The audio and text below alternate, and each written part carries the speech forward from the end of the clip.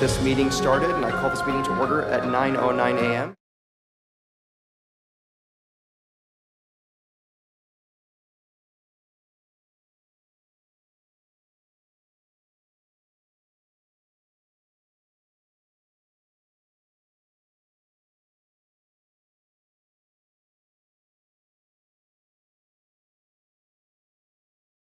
And Council President Carbasi. Here. We have a quorum. Thank you so much. Next will be the invocation, followed by the Pledge of Allegiance. Now, the invocation will be by Pastor Marcus Marshall from the People's Church. Would everyone please stand?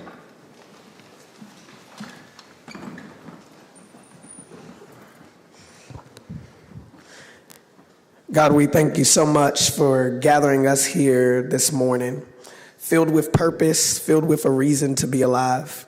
Lord, I pray that we would never forget that we all have purpose. And Lord, I pray that you would give us peace. You would give us solutions.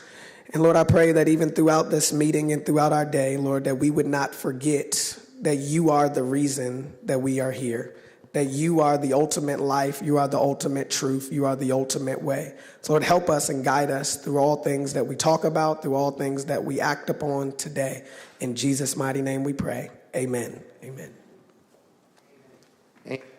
This time, I'll ask Councilmember Esparza to lead us in the Pledge of Allegiance. Ready? Salute. I pledge allegiance to the flag of the United States of America and to the republic for which it stands, one nation, under God, indivisible, with liberty and justice for all.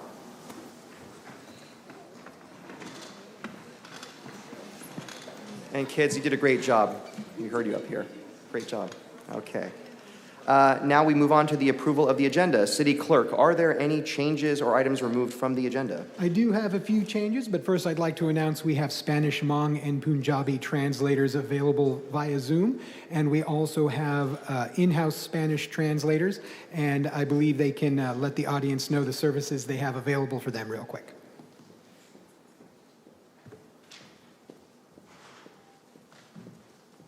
Good morning. My name is Jasmine Carrasco with Focus Interpreting. My colleague and I are sitting in the back. We're offering Spanish interpretation. Buenos días a todos. Mi nombre es Jasmine Carrasco. Estoy aquí con mi compañera representando a Focus Interpreting y estamos ofreciendo los servicios de interpretación en español. Estamos situadas atrás del auditorio si a alguien le gustaría o necesita los servicios de interpretación. Gracias. Thank you. And as for changes to the agenda, first, as you know, the invocation was given by Pastor Marcus Marshall of People's Church. Another announcement is consent calendar item 2S, that is file ID 25-1, regarding the actions pertaining to Parkview Apartments affordable rental housing project located along the Parkway Drive corridor, Fresno. On the staff report, under recommendation, there will be a change to the wording since the item is not subject to CEQA at this time. The following sentence shall be removed. Adopt a categorical exemption pursuant to Section 15301, Class 1, and Section 15332, Class 32 of the California Environmental Quality Act, CEQA guidelines. And that sentence will be replaced with, staff recommends City Council approve a resolution in support of $6 million contribution of city funds. Also, an announcement, Council President Carbasi will be adjourning the meeting in the memory of Fresno police officer Ryan Torres, who passed away March 21st, 2025, after a valiant battle with cancer. Items moved to the contested consent calendar for further discussion. First, we have consent calendar item 2F, that is file ID 25345, regarding the declaration of surplus personnel property in support of the Blackstone McKinley BNSF grade separation. That item will be moved to contested consent by Council Member Arias for further discussion. We have consent calendar item 2L, that is file ID 25-325, pertaining to the disposition of city-owned underdeveloped right-of-way situated on the west side of South Golden State Boulevard, north of East Jensen Avenue. That item has been moved to contested consent for further discussion by Councilmember Arias. And finally, we have consent calendar item 2T, that is file ID 25-144, pertaining to the amendment of South Central Community Benefits Fund and Expenditure Plan. That has been moved to contested consent for further discussion by Councilmember Arias. And then we do have some items that were removed from the agenda, and those are consent calendar item 2Q, that is file ID 25-312, pertaining to the lease of city-owned agricultural land at the Fresno Clovis Regional Wastewater Reclamation Facility. That was removed from the agenda by Councilmember Arias. And finally, we have the 5:30 p.m. item, which was previously scheduled for 9:15. The 5:30 p.m. item, ID 25-294, consideration of text amendment plan application and related environmental findings to permit ministerial approval of housing projects. That item has been tabled to April 24th, 2025 at 10 o'clock a.m. by Councilmember Perea. And with that, I have no additional changes to the agenda. City Clerk, I would like to change the time of that to 5:30 p.m. Thank you very much. Noted. Thank you. 5:30 p.m. City Clerk and Councilmember Arias, on item 2Q, instead of just removing it, can we push it to a future meeting? Yes, I'll make those clarifications when it's my turn. Thank you. Okay. Council members, are there any other items you wish to remove, continue, or pull from consent for discussion? We'll start with Councilmember Perea. None. Okay. Councilmember Maxwell. No changes, Council President. Thank you. Councilmember Richardson. No changes. Councilmember Esparza. None. Council Vice President. Yes, Council President, item 2Q will be moved to the next scheduled regular council meeting. And item 2BB will remain on consent calendar. The City Manager was able to address my questions this morning. Great. Thank you, Council Vice President. Any other items? Okay. Great. Is there a motion to approve the agenda as amended? So moved. So moved by the Vice President. Second. Second by Councilmember Maxwell. Any opposition? The motion passes 6-0. Now we move on to the fun part of the meeting, the ceremonial presentations. Our first one will be by Council Vice President Arias for Cesar Chavez Day, presented to El Concilio de Fresno.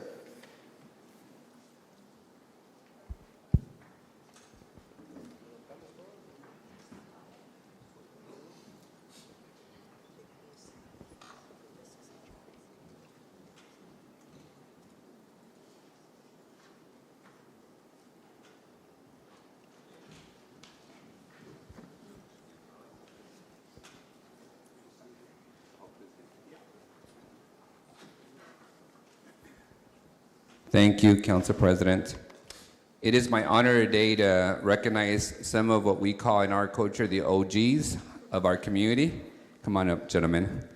First is Señor Brala, Eddie Brala, el Señor Jose Luis Braza, Mr. Willie Lopez, and Dr. Garcia, who's the photographer for the moment. So put it down and come up here, Dr. Garcia. We have plenty of cameras in these chambers. You know, for me personally, the celebration of Cesar Chavez is personal to my family, it's personal to me. I grew up as a farm worker, starting my days in the fields at the age of 10 until my sophomore year in college. My parents are farm workers. My mother retired about 5 years ago due to a brain tumor. My father at 74 is still working in the fields today and continues to contribute to this, our local economy. But in my young days, I remember the days of the short hoe. And of those of you who don't know what a hoe is, it's the little ratchet stick with the blade on the bottom that you used to have to bend all the way down to be able to clean the cotton. That's how you weeded the cotton fields of the Central Valley. It's how you weeded most of the harvest fields in the Central Valley. And it was one of the many improvements that Cesar Chavez brought to farm workers across the country.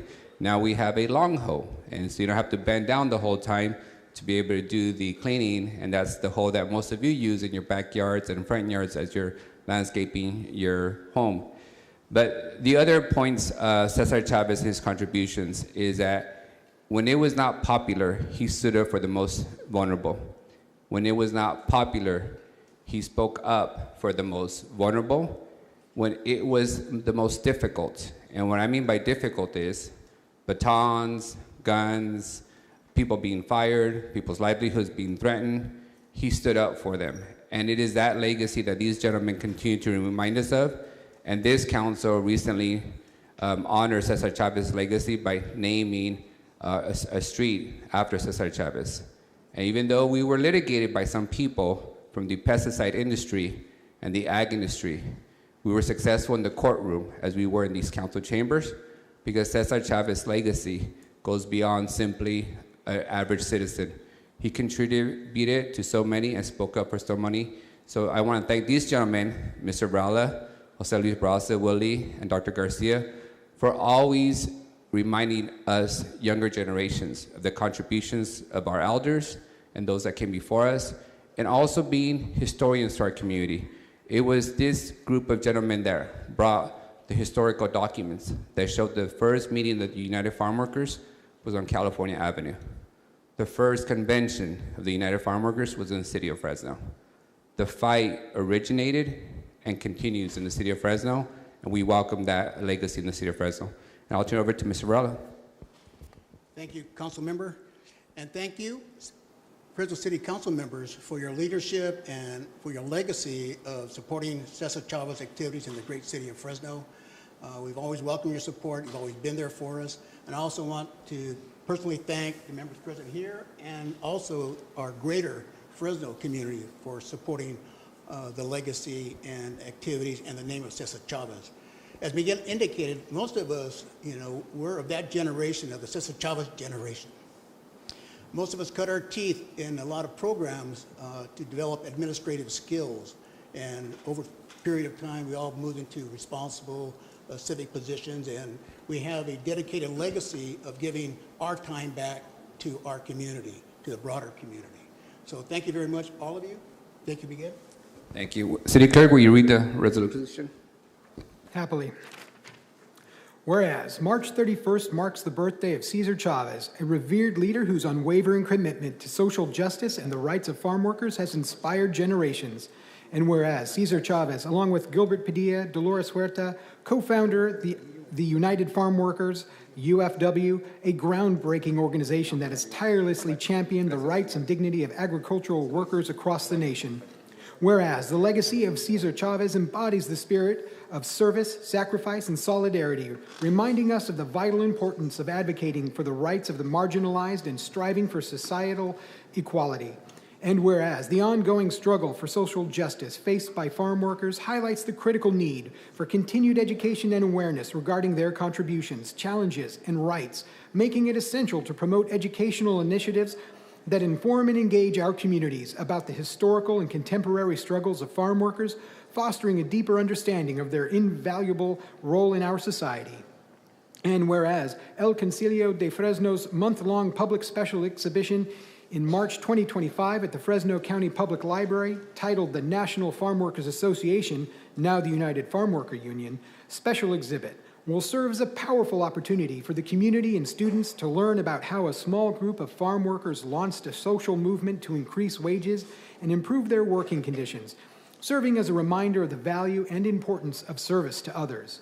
And whereas, in recognizing and celebrating the achievements and legacy of Cesar Chavez, we reaffirm our commitment to social justice and the ongoing fight for the rights of all workers, ensuring that this legacy continues to inspire future generations. Now, therefore, be it resolved that we, the Fresno City Council and Mayor Jerry Dyer, do hereby proclaim the 31st of March, 2025 as Dia de Cesar Chavez in City of Fresno.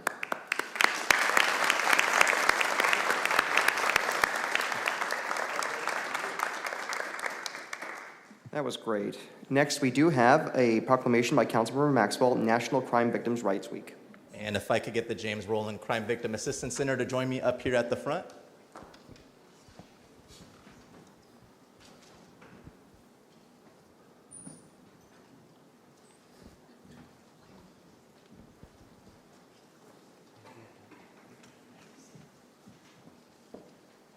How you doing, sir?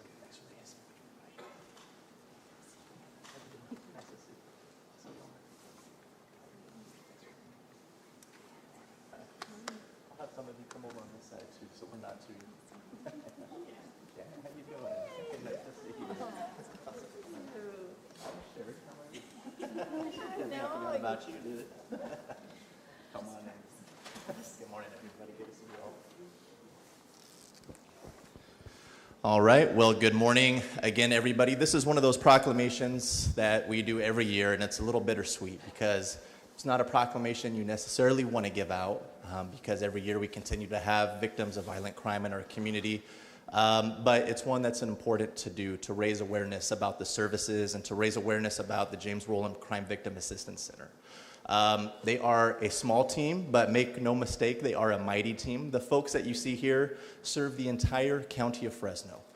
Victims of violent crime, whether that is an assault, domestic violence, rape, or even the families of homicide victims, they go to the James Rowland Crime Victim Assistance Center to get some much needed help. You guys know, the folks watching at home, might not. I started my career in Fresno as a victim advocate here in Fresno County, and I work specifically with victims of domestic violence. And it was a very fulfilling position. It was a difficult job at times because you're working with folks during the worst days of their lives, but we are able to provide them with some much needed help, whether that's assisting them in court, writing a victim impact statement, sitting with them as they testify so that they don't have to sit next to their abuser alone, getting them compensation, changing addresses, getting shelter, getting home security. There are so many vital services provided by these great folks right here. Last year alone, they served 8,000 people, victims of violent crime, and they came to see these folks right here, and we're able to get, on average, about $1 million to go towards compensation to our victims each and every single year. These are some of the most compassionate, hardworking folks you will ever meet in our county. I'm proud to have gotten my start with them, and I'm proud of the work that they continue to do each and every single day. So I'm going to have Chief Haynes say a few words, and anybody else after that, if you like. Thank you, Chief. Thank you so much, Councilmember Maxwell. And I want to just say thank you again for inviting us to be able to share in National Crime Victims' Rights Week. Every year, as Councilmember Maxwell has said, it's a remembrance of all the work that many of the victim advocates that we do here in Fresno County and across the nation in support of victims and their rights to be able to have their voices heard, whether it be in court or whether it be through state compensation kinds of things that they have access to. So I do have a few words, if it's okay for me to be able to share, because Karen will get me if I don't say everything right here.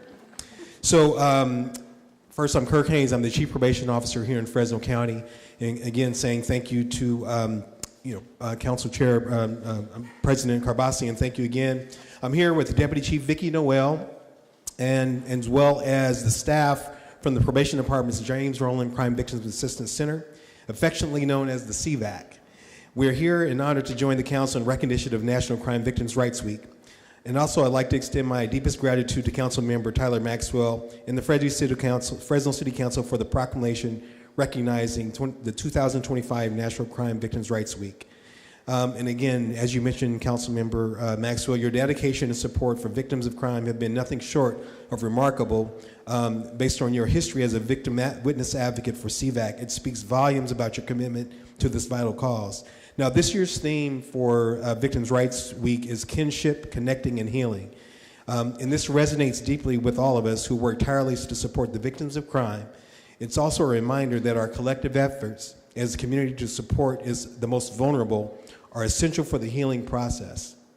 It also emphasizes the importance of connecting survivors to the services and the rights they are entitled to and the profound impact these connections have on their journey to recovery.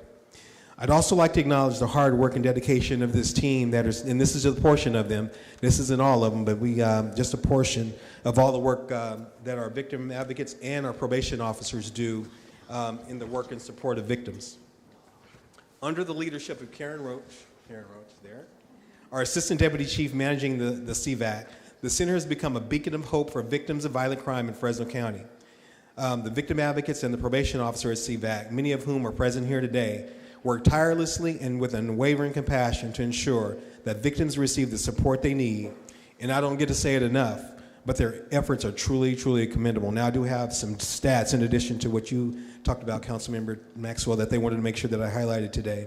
In 2024, the CVAC, of the 8,000 victims that they did serve in 2024, served 5,500 victims, completed 88 outreach presentations, assisted with 1,900 victim impact statements, assisted in 1,850 victims with Cal BCB applications. That's in order to get the reimbursements from the state of California, which is accessible for victims, compensation victims. In addition, the restitution deputy probation officer who is here, there she is over there. All right, good to see Christy Sanchez, who actually collected, she assisted in getting $41,000 of direct victim restitution ordered by the court.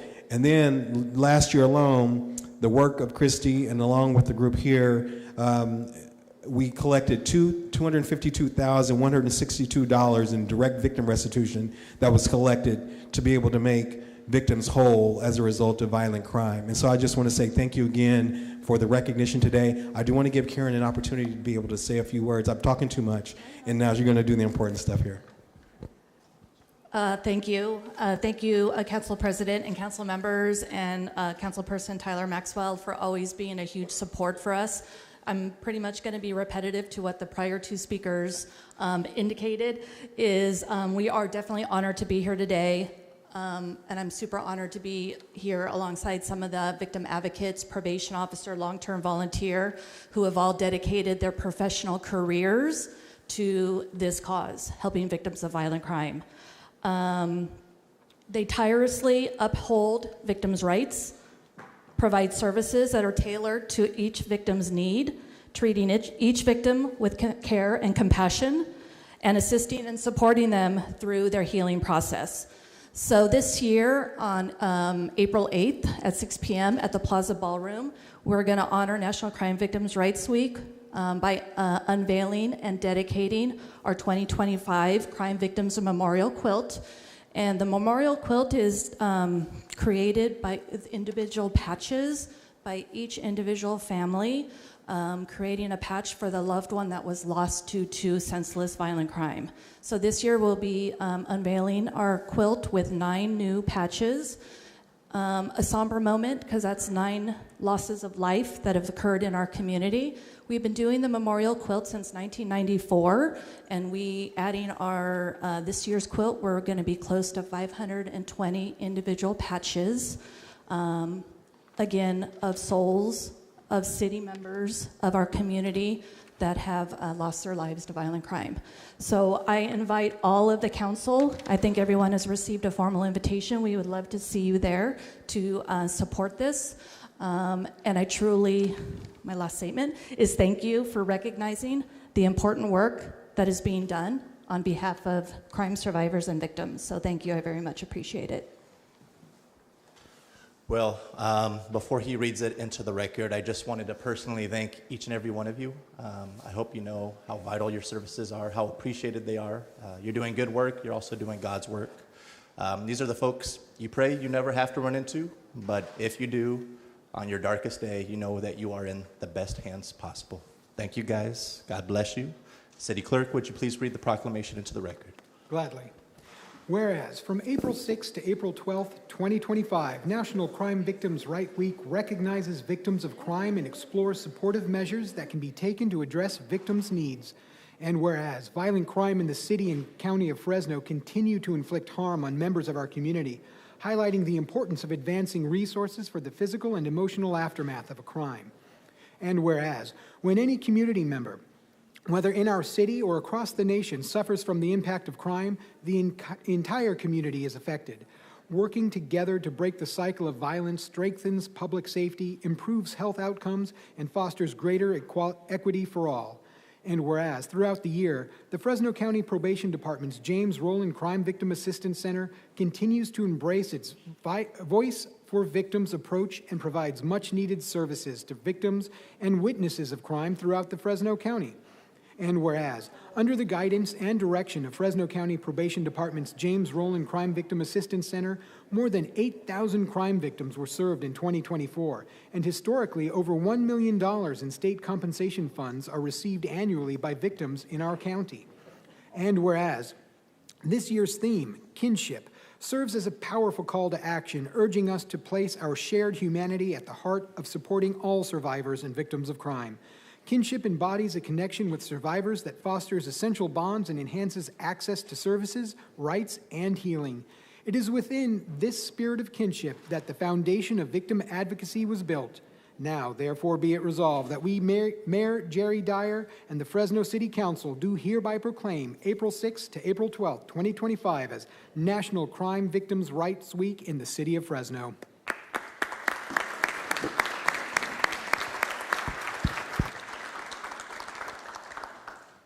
Okay, next on the agenda, we have Women's History Month presented by Council Members Perea, Esparza, and the Women's Commission.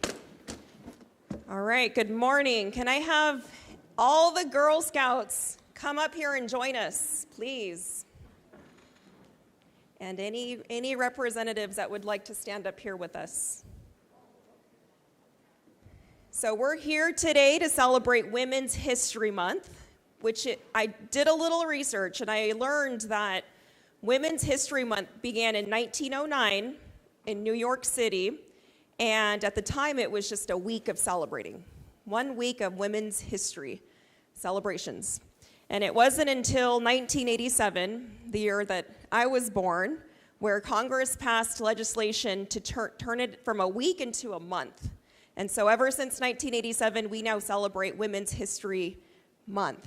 And there are no better organizations than we could have brought here today that celebrates the embodiment of what it means to celebrate our past achievements, our current success when it comes to women accomplishments, but really, where are we going? What's next? How are we going to celebrate and embody the spirit of women's history next? And this is it right here.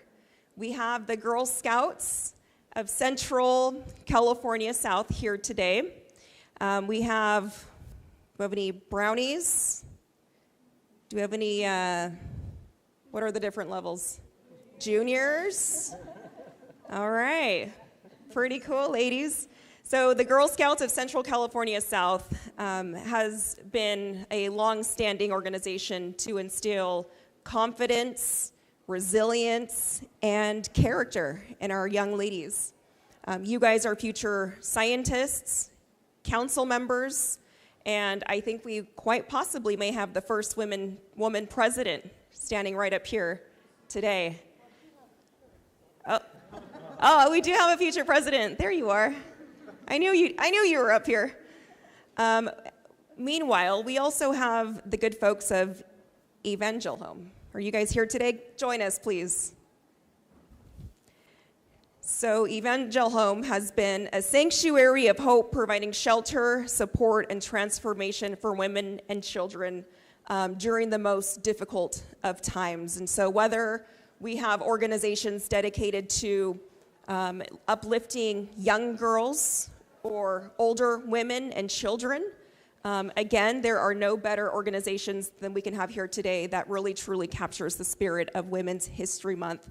how far we have come and the work we still have left to do moving forward. So at this time, I'm going to hand the mic over to my co-sponsor for this proclamation, and that's Councilmember Esparza. Thank you, Councilmember Perea. I appreciate the history lesson. I did not know about the 1909 history. When you think about that and reflect upon 1909, I think it's 10 years still before even women had the right to vote constitutionally. And so, at that time, we obviously desperately needed that time of recognition, and to this day, we still do. So, Women's History Month is a time for all of us to recognize and honor these incredible contributions of women, specifically within our community. It's a time to reflect on the strength and resilience and leadership that women bring to Fresno every day, and it's an honor to be a co-sponsor with you, Councilmember Perea, with our Women's Commission. We're joined by our chair and vice chair of the Women's Commission. And we created the Women's Commission several years ago because we believe it's essential to amplify the voices of women in our community every day, not just 1 month out of the year. So it's an honor to be here.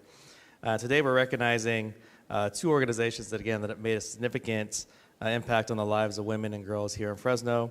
The Girl Scouts of Central California South, which I think need no introduction, and Evangel Home.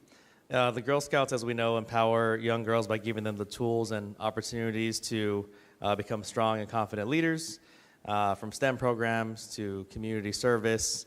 The Girl Scouts are really helping to shape the trailblazers of tomorrow, and we're honored to be joined by several of them here this morning as well. Evangel Home has also been a lifeline for women and children in crisis through their shelter, their guidance, and life-changing services. Excuse me, can't speak this morning. They empower women to heal, to build, and find the path to self-sufficiency. So thank you for your service to our community as well. It's starting to sound like RFK up here. Oh gosh, not a good thing. So again, these 2 organizations really reflect the heart of our community's commitment to supporting women and girls, and we appreciate the contributions of both. I'm going to hand it off to the chair of our Women's Commission, Laura Ward, and we're also joined by Kendi, who's the vice chair. Thank you so much. On behalf of the City of Fresno Women's Commission, we would like to thank you, Councilwoman Esparza, for establishing the Women's Commission, your staff for supporting it, Councilwoman Perea for co-sponsoring this proclamation, and the full City Council for your support of women and girls in the City of Fresno. In prior years, our commission has been able to highlight scholarship winners that we were awarding educational scholarships to through our state grant. And in this past year, we also were able to use that state-funded grant to do a feminine hygiene product program, using over $40,000 of that grant to acquire feminine hygiene products that we distributed to women and girls throughout the city of Fresno who are experiencing homelessness through partner organizations that were nonprofits. So we wanted to highlight the Evangel Home as one of our valued partner organizations in making that project successful. And so we also wanted to really thank the girls who came out today, missing a little bit of school, so they could be with us as we're able to acknowledge and celebrate the contributions that all the Girl Scouts from the Girl Scouts of Central California South do for the city of Fresno through their volunteer work and their different projects and initiatives to support women and girls and really help the city of Fresno become a better place. I want to give a little shout out to Troop 5150, which is one of our downtown troops, but all the girls who were able to make the time today. And with that, I would like to pass the mic to the Girl Scouts of Central California South CEO, Dr. Statham. Thank you. It is such an honor to be here, and I want to especially thank our girls for being such incredible embodiments of our mission. Many folks don't know that our girls are constantly in the community doing community service. If you were to talk with any of them here this morning, they're going to be very excited to share with you the many ways in which they are impacting their communities for the better. And that's really what Girl Scouts is about. And I couldn't agree with you more, Councilmember Perea. The next president likely is within Girl Scouts, right? We know that over half of female CEOs in our country were Girl Scouts. We know that every single woman who's ever flown in space was a Girl Scout. Every single woman who's been a Secretary of State for our country has been a Girl Scout. Over half of congressional women were in Girl Scouts. So we have a deep impact in our community. We teach girls to be civically engaged and show up where it matters to have an impact, to shape the future of their society. So I'm so proud and honored to be here with all of you this morning. I'm really excited to be able to showcase a little bit of the impact that our girls have in their community. And on behalf of all of our 9,000 plus girls in the Central Valley, our board and our staff, I'm so thankful to be able to be recognized as an organization. So thank you to the City of Fresno, the Women's Commission, and all of you here. I'm going to pass it off to Evangel Home if they wanted to say a few words, our friends from. Thank you. I'm Jerry Brenneman. I'm the interim director at Evangel Home, but I was there for 30 years before I went back last August. So I'm there to help us through a few rough spots. And I must confess, I was never a Girl Scout. I was a campfire girl. But that counts for something. But Girl Scouts are a whole lot more famous now than campfire girls. So I am so proud of all of you. I direct a homeless shelter, and I think if some of our women had organizations that they belong to like this, and they had parents and support like you, we would not need homeless shelters. You guys you're on the right path. Thank you, council members Perea and Esparza, the whole council, Mayor Dyer, Women's Commission. Hope I got everybody. To get this honor for women is incredible because 70 years ago, there was a group of 9 crazy Christian women who had this radical idea of helping homeless women. I can't tell you how radical that was in 1955 because it wasn't being done. So they did it. And I want to thank you all for honoring their vision to be here today, following in their path, for acknowledging the hard work through all the decades that staff and board have done. For caring and being concerned about our women and children, and for encouraging us to do what we are called to do, which is to serve the least of these according to Jesus. Thank you.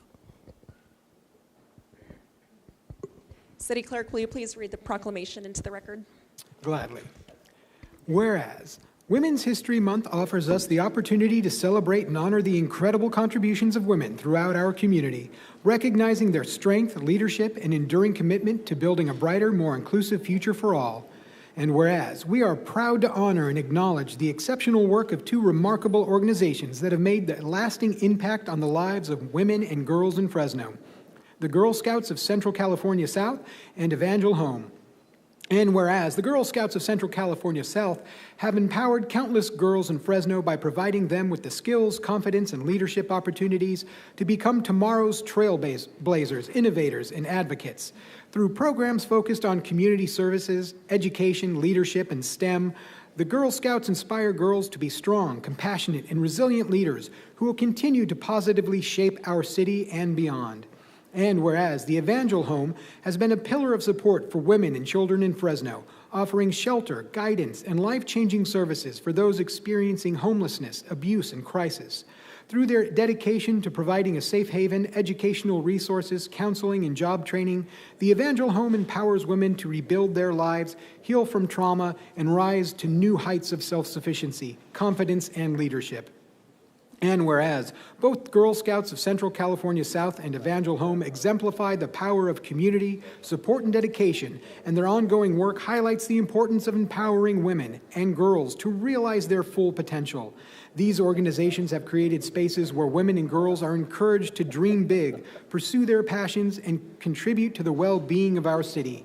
And whereas the combined efforts of these 2 organizations reflect the heart and spirit of Fresno's commitment to advancing the well-being of women and girls, ensuring that all have the opportunity to thrive, grow, and make meaningful contributions to our community. Now, therefore, be it resolved that we, Councilmember Nelson Esparza, Councilmember Annalisa Perea, Mayor Jerry P. Dyer, and the Fresno City Council do hereby proclaim the month of March 2025 as Women's History Month in the city of Fresno.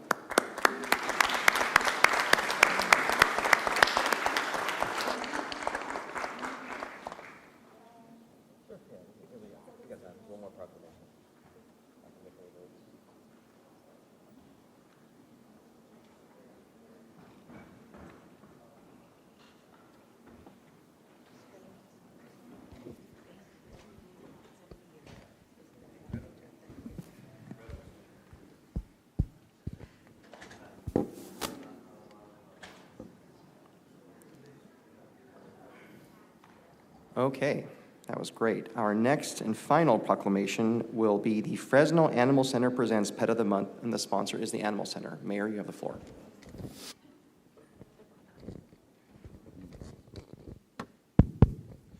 Thank you, Council President. And if I could have our folks from the Animal Center please come forward and bring our Pet of the Month, Happy.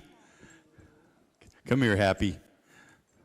They say Happy is a gentle giant. Turn around, face the audience. Okay.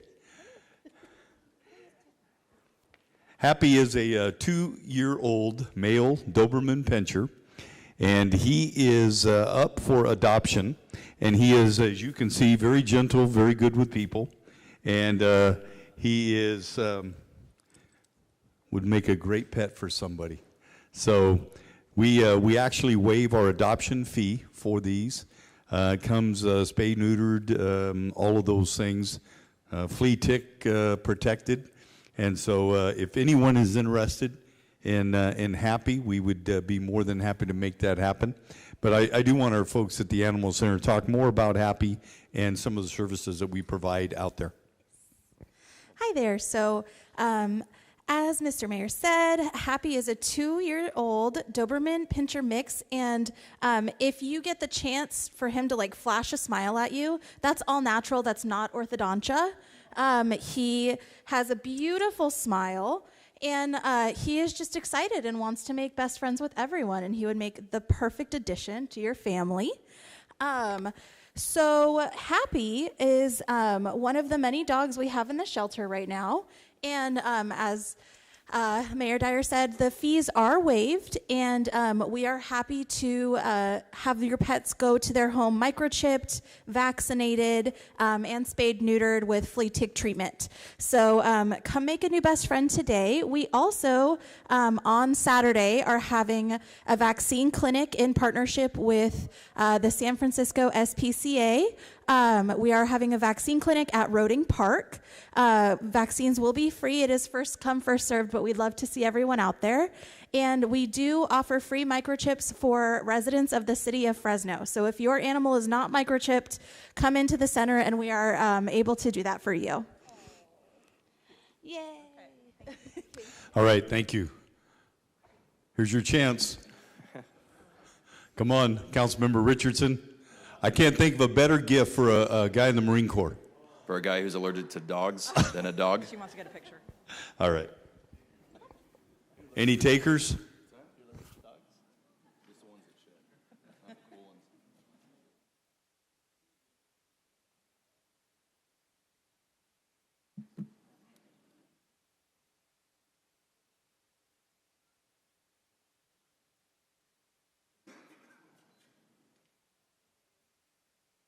That's always fun. And Mayor, you know, the council, we love treats too, don't forget. So next we're going to move on to council member reports and comments. We are going to start off with Councilmember Richardson. All right, good morning. Just one announcement. We've had great success and great turnouts at our neighborhood meetings and roundtables up in District 6.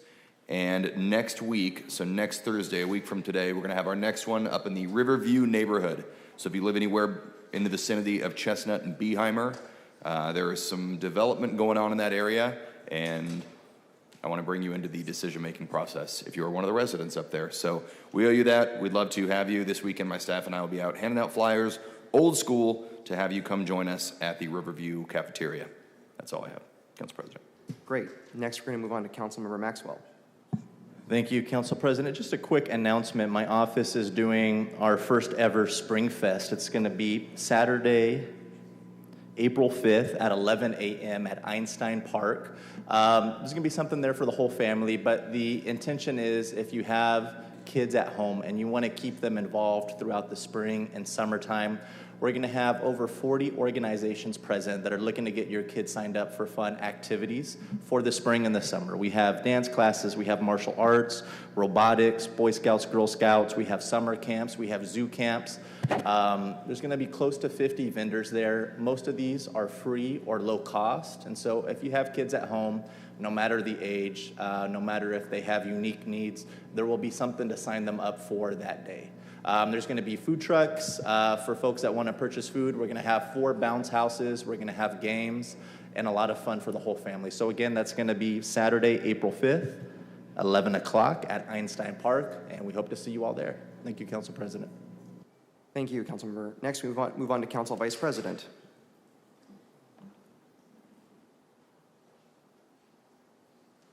Thank you, Council President. A couple of informational items for the general public. We're officially accepting applications for the Measure P Parks Initiative for the Arts and Culture Grants. The application is officially available, so I encourage artists and organizations to submit their proposals for potential funding in this upcoming cycle.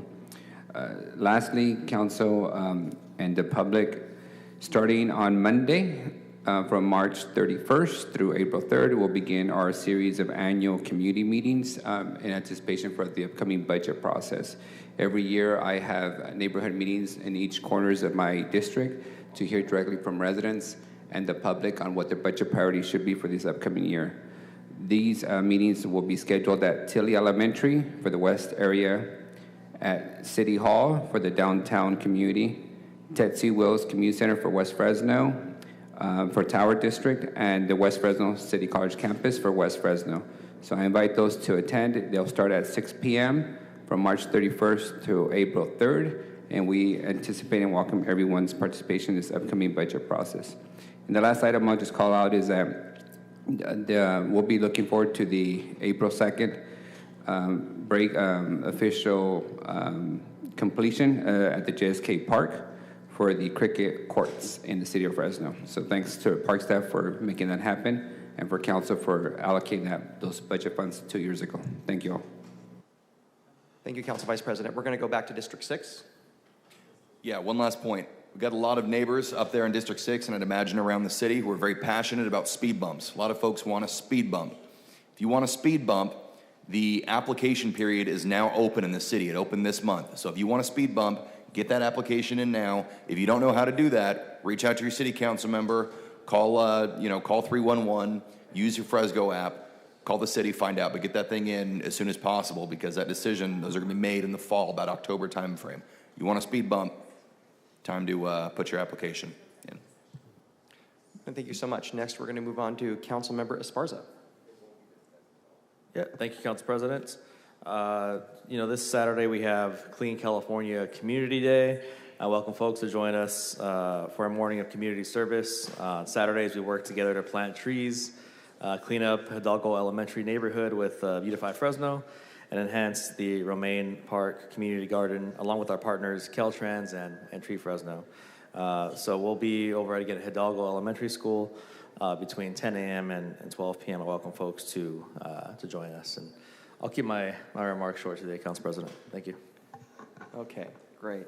I'm going to make some comments before we go to our last council member.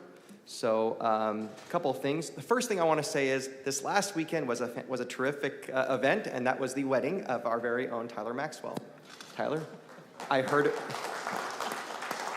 Everyone said it was a terrific event. I forgot how you described it, City Manager, but it was just very endearing and perfect. So I'm so happy for you and Fernanda.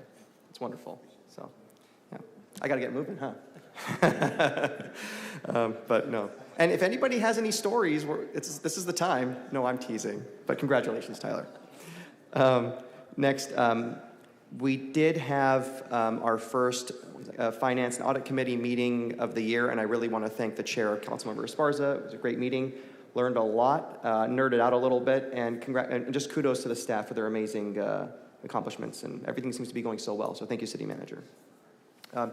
Regarding, you know how I feel about the San Joaquin River, we did, the Conservancy on the Madera side opened up Wildwood Native Park, which is very accessible from Fresno, a very serene area. I think it's 20 or 40 acres out there, but it's right along the river, and it's a great place to go for a run or just go and maybe have a picnic and just enjoy the environment, and it's free to the public. So please do enjoy Wildwood Native Park. And kudos to the Conservancy staff for making that possible. They just keep opening up more and more site on Madera and the Fresno site. It's a great job. And then we have some pictures. We had Woman of the Year. And this was a great event. I'm so proud of my colleagues. You all chose some amazing recipients. We at the council chose, first time ever, as a council, chose our very own, very special executive assistants, Marisol Sanchez and Adrian Kinney. And that's them there. And I'm sure hopefully you guys are watching, but definite clap for them because they make everything happen. So if you call the city council and you hear a nice person's voice, it's probably one of them. They're so polite and they're great. And Adrian, no one can match you on your decor game in the lobby. I mean, you're just amazing at that. So thank you both for just being a tremendous resource to the council and the mayor's office, the city manager's office, and our staff. And then for District 2, we have Melinda Marks. I mentioned the river. Melinda is a retired executive officer of the River Conservancy. She served for 17 years. And I think part of selecting Melinda is we have people that have come and gone from this building or the county building or a state conservancy, people in public service, women in public service. And just because you've retired, today we are living in the legacy of what you've done. We are on the cusp in the city of Fresno, thanks to the support of the mayor and this administration and the council, and of course, our partners in Madera and Fresno counties and the other state in the state of California of really opening up access through District 2 in what's called River West to make it easy from here, a 20-minute ride and you're right at the river. From Northwest Fresno, a five-minute ride. To open up this river to everyone. And Melinda is a big reason why that's happening through collaborative leadership. So Melinda, thank you for your hard work and your service, and to any woman that has served in public service, thank you for what you've done. It was a great event, and I do want to say thank you to District 2 staff, but especially to Laura Rios and District 1 staff. Your staff did an amazing job, council member, and couldn't have done it without you. Thank you, Councilmember Perea.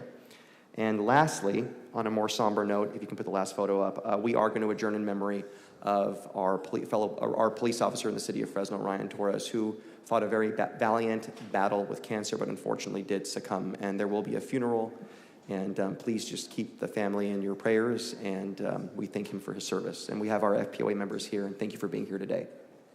Okay, and that is my report. Next, we're going to go back to Councilmember Perea. Thank you, Council President. And I know Adrian and Marisol are watching, if not listening. And so, ladies, just again, thank you from the bottom of my heart for allowing us the opportunity to recognize you yesterday. Your tremendous contributions for all of us, city councils, members, staff, mayor's office, city manager's office. It's very much appreciated. So thanks again. Also want to say thank you to Livingston's and the Tower District and the Tower District Business Association. They provided space for us to come in and do a pop-up event to help local restaurants submit their interest form for the Energy Efficiency Grant Program.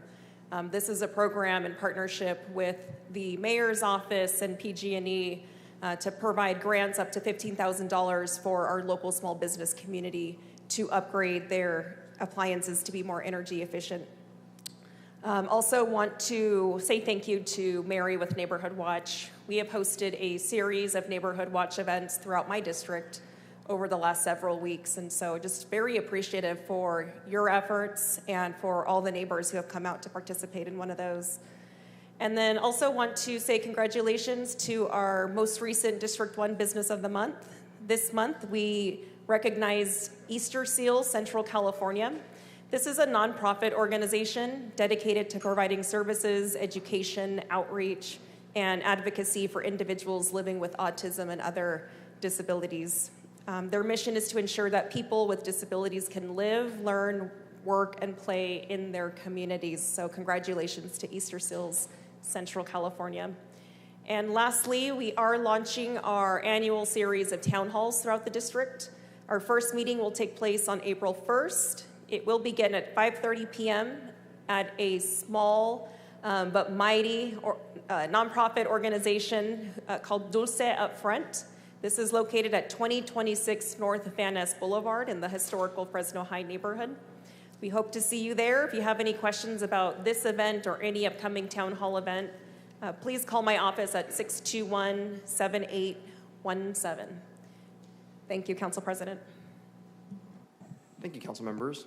And next, we have Mayor and City Manager reports. Mayor Dyer, you have the floor. Thank you, Council President, and thank you and your team, as well as Councilmember Perea, for what you did yesterday with the Women of the Year. It was a very moving and very touching ceremony indeed, and almost as touching as the wedding this last weekend for Tyler and Fernanda, where there was many tears shed, not only from Tyler and Fernanda, but also folks that attended. It was a beautiful, beautiful event, and it was an honor to be able to be there in Carmel. Last week, myself and Councilmember Richardson, we had the opportunity to be part of the first groundbreaking of the 8 pickleball courts, the first pickleball courts that are being developed in Fresno at Rotary East. Again, there'll be 8 pickleball courts. There'll be benches there for people to come and watch. There'll be lights for people to be able to play at night, and we anticipate it will be complete in mid-June. So we know that is the fastest growing sport in America, and we're committed in our city to providing additional pickleball courts throughout our city. In fact, I believe we have some that will be in the makings at Woodward Park as well as Roding Park. We also, as you heard Councilmember Arias say, we're going to be launching a groundbreaking next week, and that will be for 2 cricket pitch courses that will be our fields. One of those will be at JSK Park, 3861 West Clinton, and then the other one will be at our regional sports complex. Again, groundbreaking on both of those will occur next week, and those cricket pitches will also double as softball fields as well.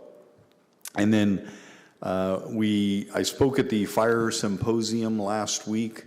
I want to say congratulations to Billy Alcorn and the fire department for hosting a very, very successful fire symposium. I know Councilmember Richardson stopped by.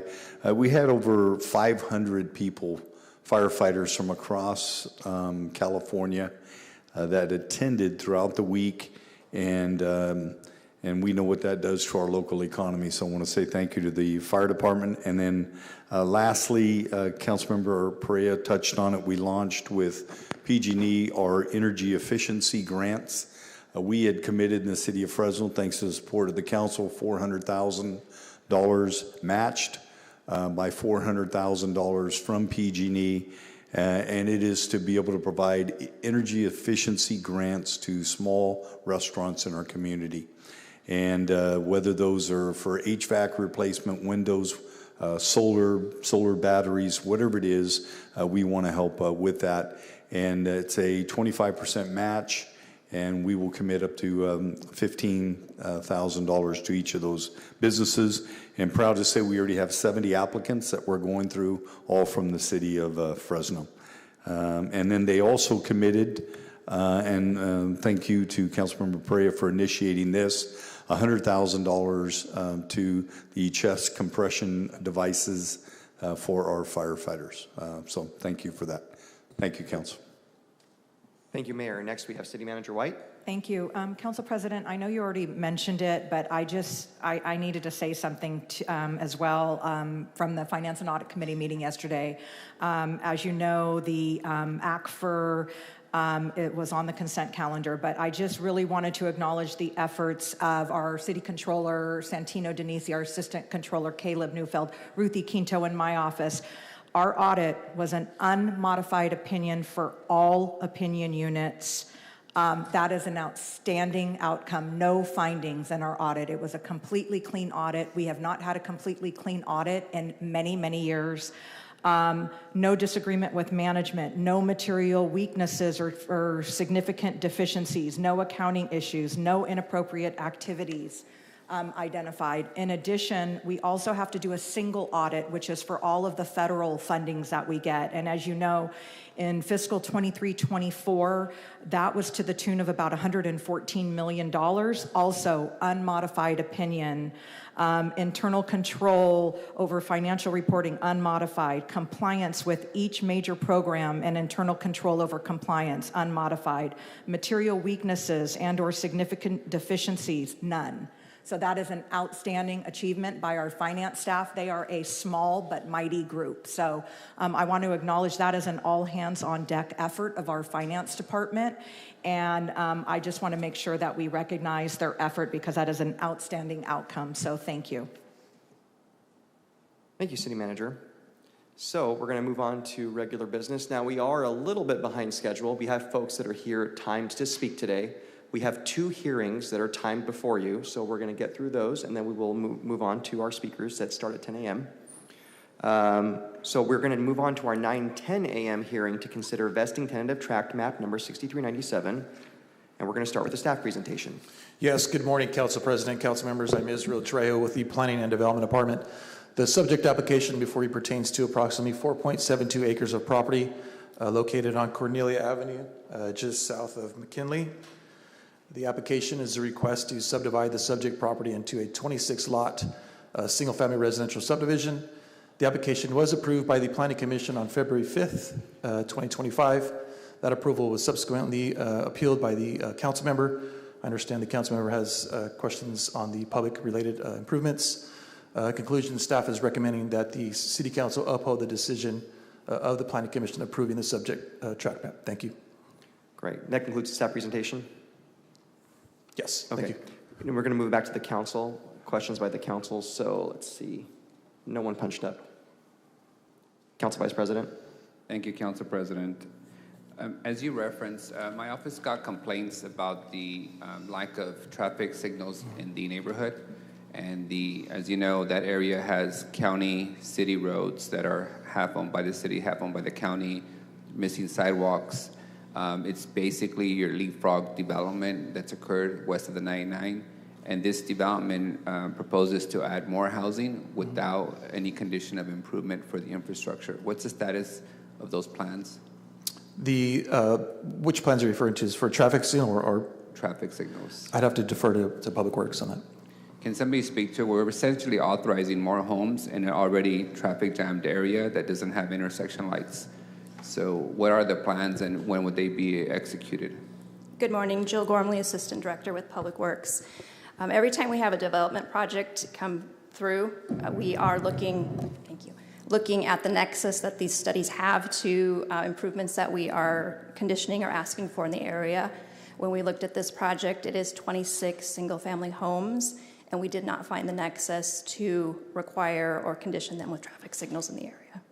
So you're not proposing any improvements to the traffic infrastructure in that area? Not traffic signals. The subdivision is conditioned with their frontage improvements to improve the roadways in front of their project, add curb gutter sidewalks. Let's see what else they have here. Typically, they build their side of the street. Remind me the proximity to the nearest school. The nearest school, half a mile? I know where it's at, like this. It's about a half a mile away.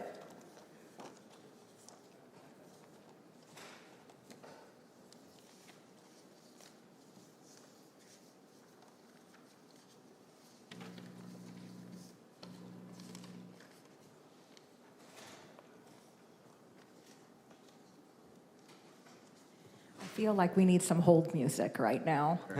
Yeah. And where you're looking, maybe, how much of that frontage is city versus county? Are they just improving their side with sidewalks and curbs and gutters, and the cross street will remain county? Yes, typically developments are required with developing their frontage. The school's right over here. Yes, so it's about a half a mile to the school. Is it the intention that they're going to walk on the development side? Or is there sidewalks that connect the whole neighborhood to the school, or is it a hodgepodge of county islands? Scott, could you tell me big picture, what are the plans for major improvements in that corridor? Director? As you know, the residents have complained that it's already stop and go traffic on these, four-way stop signs in those areas. And if it's not this 26 homes, when would be the next development to trigger upgrades of the traffic infrastructure? Good morning, Council. Scott Mosier, Public Works Department. Of course, this is only a 26-lot subdivision. So as far as signalizing an intersection, typically that would come with larger developments. This proposed subdivision would all homes, the builder would pay the traffic signal impact fee per home that goes towards mitigating impacts and goes towards that future traffic signal. And I would note, currently we are very close to going out to bid on an adjacent location on McKinley and Blythe. McKinley Elementary, that's about a $2.5 million project to install the traffic signal and improve the intersection. Is that project fully funded? That project is fully funded, yes. Okay. And how much do you have in the development impact fee for this neighborhood towards the intersection light? It is, Council, it is a citywide fee program, so there's a citywide traffic signal impact fee. And then we have a new growth area street impact fee. They would be paying towards those. This development, my staff just provided me the traffic signal contribution for this subdivision, 26 homes, would be $19,946. Street improvements, the fee would be $129,528. So is this development contingent on participation of a facilities maintenance district, or are they going to be run in the general fund? Council, this development would annex into the CFD. So for the general public's understanding, Director, the only intersection light we have coming to this neighborhood is McKinley and Blythe. That's fully funded. So that should take about another year for construction? Yes, that is correct. And in this particular neighborhood, there's nothing in the foreseeable future because the development impact fees that are being contributed are citywide, and we don't have any plans to fund anything in this area anytime, right? McKinley and Cornelia, for example, that is in the fee program. It's just so as development continues, there would be traffic signals installed, there would be further street improvements. So all of those roadways and intersections in question, those are all fully in the city's fee program. But there's no money or plans to actually construct them anytime soon, correct? Currently, Council, the latest adopted budget does not include a capital project at McKinley and Cornelia, and there are no developments with that as a condition of approval. However, staff is definitely monitoring that location. McKinley and Cornelia is a 50% county, 50% city, and we are currently looking at what would the cost of that improvement be. Given that it's 50% city and 50% county, is there any Measure C dollars allocated towards this intersection? Currently, that's not in the Measure C regional program at all. What about the city's allocation of Measure C? We do have local funds that go towards maintenance and operations in general, things like pothole programs, operational costs. We use Measure C for matching grants, so certainly things like Measure C or SB1 could help contribute towards that. Staff will definitely monitor for grant opportunities. That's the primary source at McKinley and Blythe nearby. So it looks like a great project, but there is not a nexus for this 26-lot subdivision to have that large cost. Yeah, the challenge fundamentally is that the way we got to this traffic disaster west of the 99 is we've approved a series and dozens of 26 houses at a time. None of them are obligated or conditioned to do the actual intersection light, just contribute to a citywide fund. That citywide fund never invests in that area.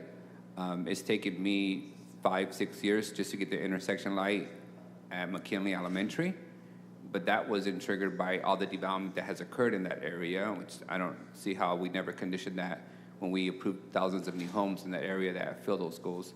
My last question, Director, is there any other housing developments being planned in this region, in this area. Do we have 26 more houses coming forward to a planning commission anytime soon in the same vicinity? Councilmember Arias, no, we don't have anything in the queue in this immediate area for a subdivision of this size. Okay, so there's nothing else in the queue for this neighborhood? No. All right, thank you. All right, I'll sign off on this with hesitation, but I do think in the next version of Measure C or in the next version of the city's budget, we have to find a way to address these neighborhoods because they are half county, half city, and we're green lighting new homes, you know, yes, a couple of dozen at a time, but the traffic congestion is horrendous in that area, and it's only gotten worse. And I still don't see any conditions of intersection lights being installed as part of these developments that are larger than 26 homes. But with the hesitation, I will make a motion to approve. We should be going out to public. Well, actually, I still have to see if thank you. Any other council members have any questions or comments? Oh, no comments, just any questions for staff on this item? Okay, we're going to go out to public comment and then we'll bring it back for the Vice President's motion. Any members of the public wishing to comment on the 9:10 a.m. hearing? Going once? Going twice? Okay, then I'm going to close the public comment portion of this hearing. Go back to the council. Council Vice President. There's a motion by Council Vice President to approve. Is there a second? Second by Council Member Perea. Is there any opposition? There being none, the motion passes 6-0. Thank you very much, staff. We're going to move on to the 9:20 a.m. hearing. That is to receive public comment on the 2024 Housing Element Annual Progress Report.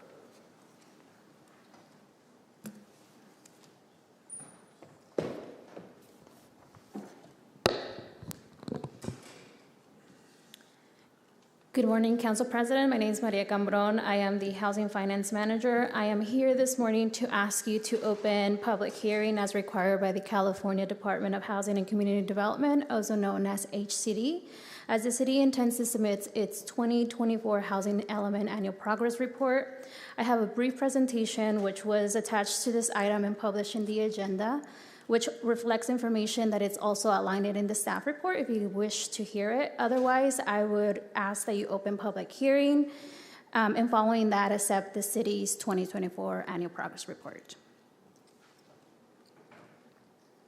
Does that conclude staff presentation? If you'd like to hear it, I can do the presentation, or else all the information outlined in the presentation is in the staff report. Right. I'm okay with just having read the staff report. Any other council members request the presentation? Okay, there being none, thank you. And we're going to move on to the next portion, which is questions by the council. Any council members have any questions for staff?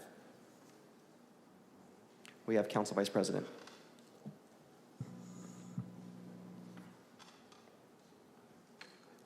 Thank you, staff. For the record, are we in compliance with our housing element? Can somebody speak to that on the record? We are, yes. And so we're meeting our units required? As of right now, we are just reporting on the 2024. Our RENA is now reduced to 34, about over a little bit 34,000. 34,000. The action that was scheduled on the agenda for this evening would have added a few thousand more units. Is that assumption of its adoption included in these numbers, allowing us to meet our numbers? Yeah, good morning, Jennifer Clark, Planning Department. So thank you very much. Yes, we are in compliance with our housing element. Capacity is calculated not based on construction of units, but on capacity. So the action that the council will be taking at a future meeting would add capacity, which is something that we have committed to do in our current housing element cycle. So we have committed to add capacity in high and higher resource areas in the city in this current cycle. So if the council does take action, it would get reported in next year's annual report. Okay. And there's nothing else that we need to bring to our attention on this housing element? Anything unique, different? There are some things that we might want to promote. I'm going to let Assistant Director Phil Sky talk about some of the really great affordable housing projects that were completed this year, which is a higher number than we have completed in past years. And Director, if you could, I know this is more of a bureaucratic report, but I do want you to touch on the plans for us to slowly transition the current homeless shelters into permanent affordable housing. I want the public to have as far notice as possible that plans are moving along, and in order for us to build more permanent affordable housing for those who exit homelessness, we need to do so by transitioning our current shelter facilities. So there is an expectation that we're going to continue to have 1,000 shelter beds forever. Sure, happy to do that. Council Vice President Phil Sky, Assistant Director of the Planning and Development Department. As you indicated, this morning's item is our 2024 annual progress report for our housing element, simply reporting on activities that have taken place in 2024, progress that is made as it relates to planning entitlements, building permits issued, units constructed. As you indicated and as Director Clark spoke to, the City of Fresno is not responsible for building units. We are responsible for planning capacity to ensure that all of the capacity to meet our arena numbers and other elements that are outlined in our current housing element are addressed. Some of the highlights of this annual progress report, again, reflecting backward on the year 2024, I think speaks to what you're addressing here this morning, Council Vice President, which is that as it relates to community demand, we know that we have a demand for many additional market rate units, both ownership and rental, but we also have significant demand for deed-restricted units, income-restricted units. And so we have a number of programs in our current housing element that address how we are working as a city to do everything that we can to ensure that those deed-restricted units are promoted and are ultimately constructed by the private sector.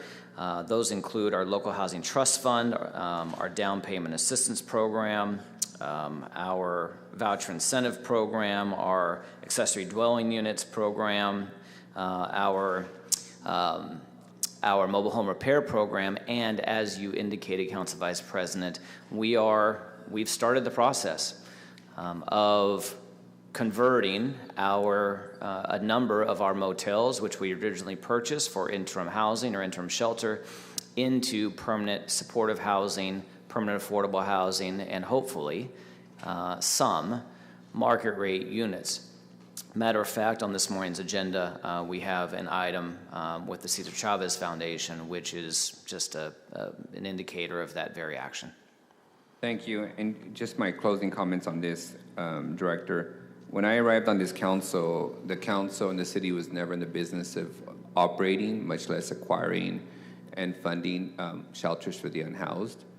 We also were not in the business of inspecting mobile home parks, both of which we've entered in the last 4 or 5 years, and we've done extremely well in being able to take that on and ensure it remains sustainable and affordable housing. So kudos to the team and code enforcement for taking on the task of inspecting mobile home parks. Kudos to you and the director for taking our lead and pursuing the Hacienda mobile home park and saving that for its affordability and sustainability.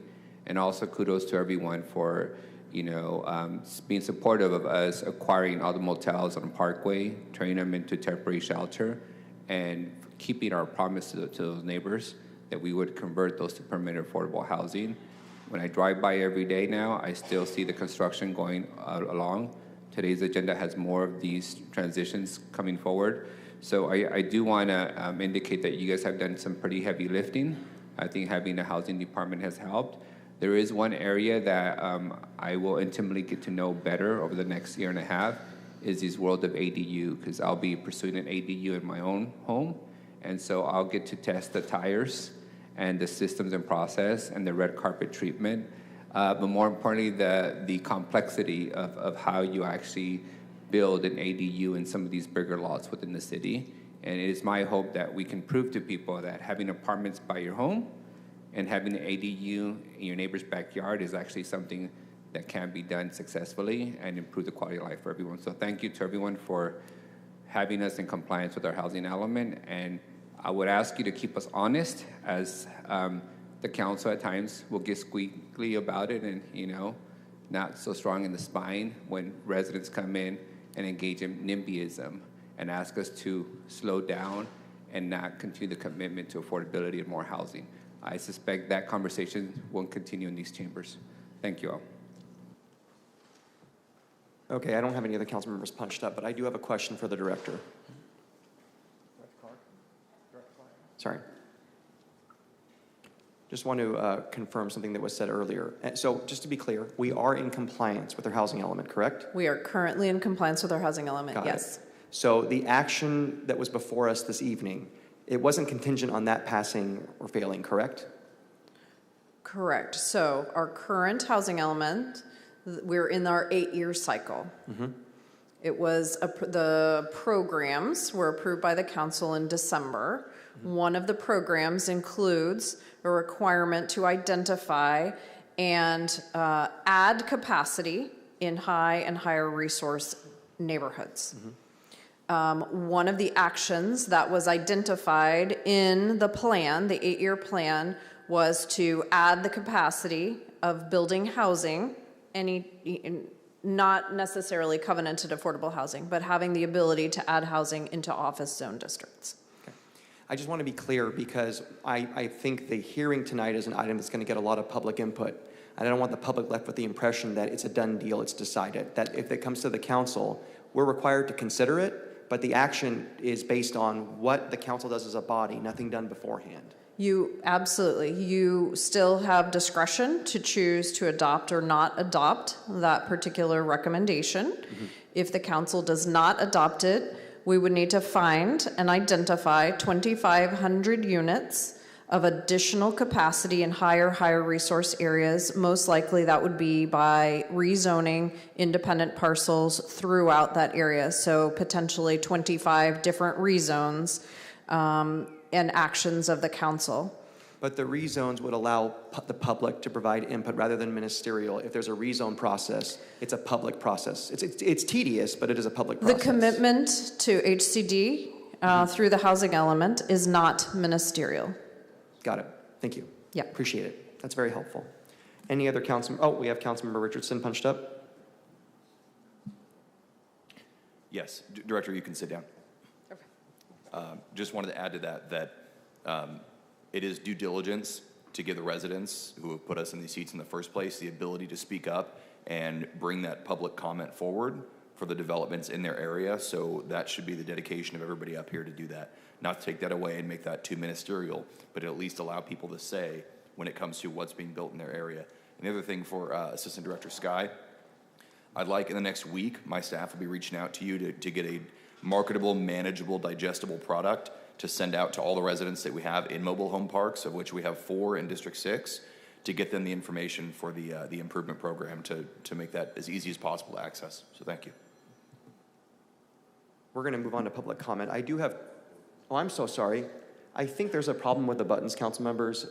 Some members aren't hitting the button, it punches them up. So I do apologize for that. Councilmember Perea, you're up next. Council President, I will just say that our staff has done a lot of good work getting us to where we are today with the progress that we have made with the implementation of our housing element. But I will also say that we were very intentional about the programs and action items that we did place into our housing element. And we are in a housing crisis in our state. And so I understand that ministerial is a scary word to some.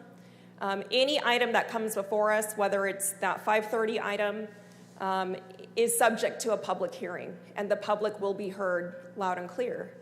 But again, we are in a housing crisis, and it's about time we start acting it, and it's time that we start being bold about the actions that we're taking.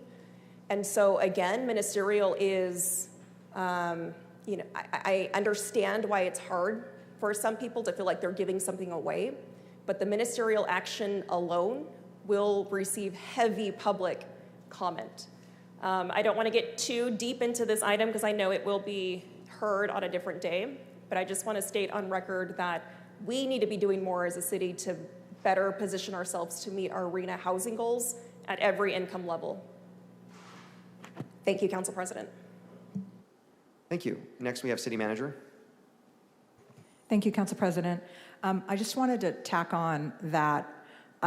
Totally respect the council's position on gaining resident input, but we are in the state of California, and because the state is in a housing crisis, the state housing department has put in place laws, rules, and regulations, which does a lot to sort of put us on the spot of forcing us to increase our housing units. And it puts us sort of in the crosshairs of the conflict between some neighborhoods who may not want to see increased density for, I'm sure, very legitimate reasons, but at the same time, the state being required to comply with state law. And the state has put some pretty serious hammers over when we don't comply with state law. So it's a really hard position that all cities are put in, and we see it all over the state with how jurisdictions are responding. This, like how we feel here, is no different than how some other communities feel.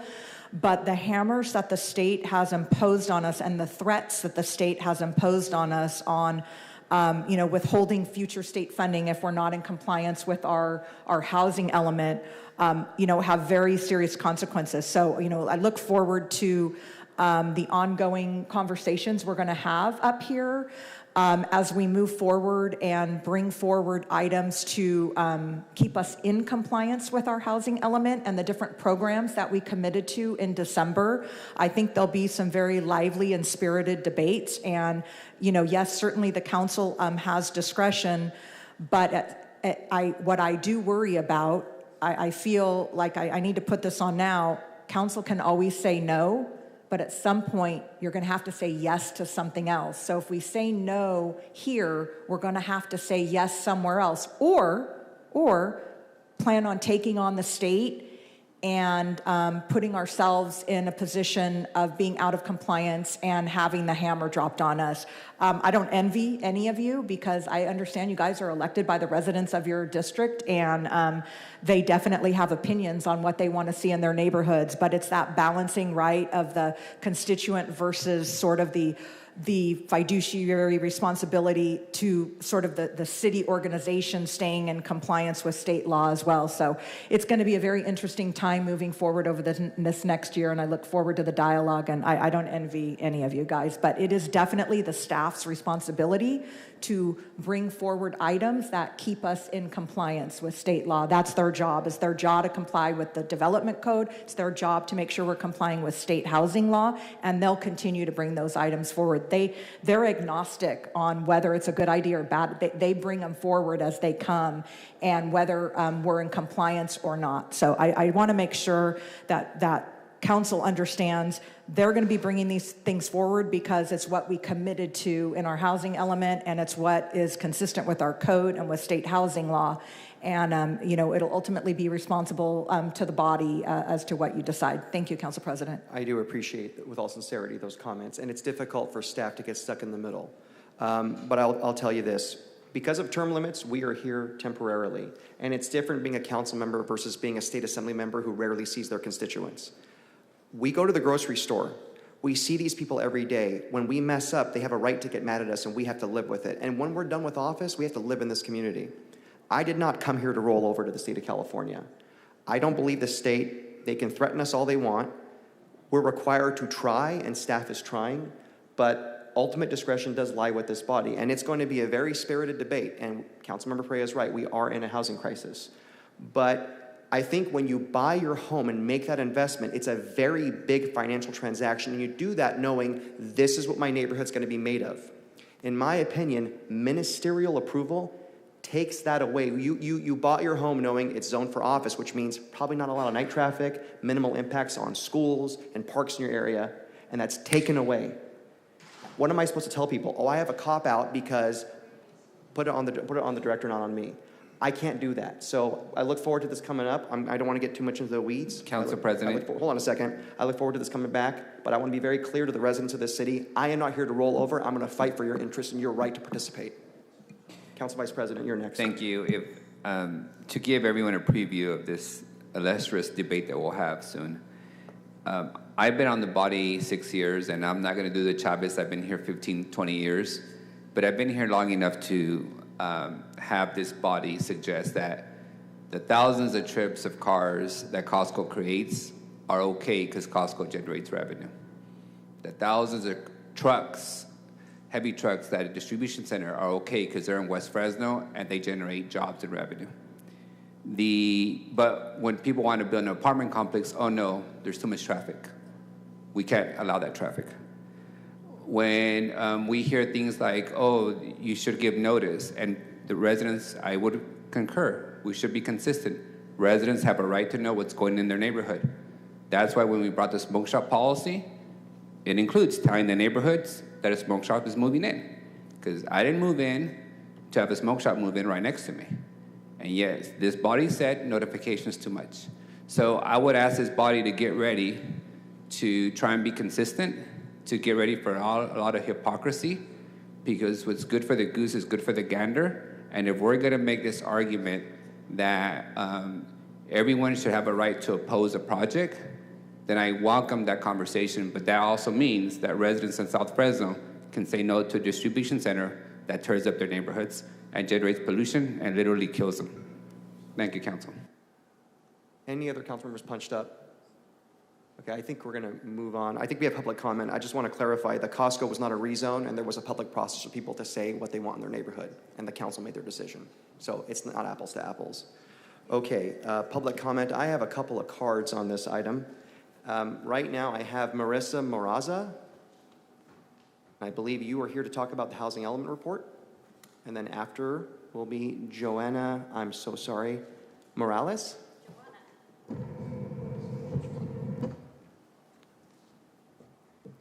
Can I be? Yes. Okay. Hi, good morning, Council. Marisa Moraza, pronouns she or hers, with Power CA Action.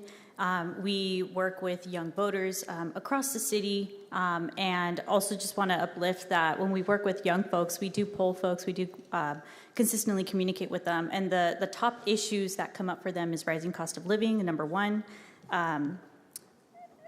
housing costs, number two, and then homelessness, number three. So those are issues that we prioritize in all of our work.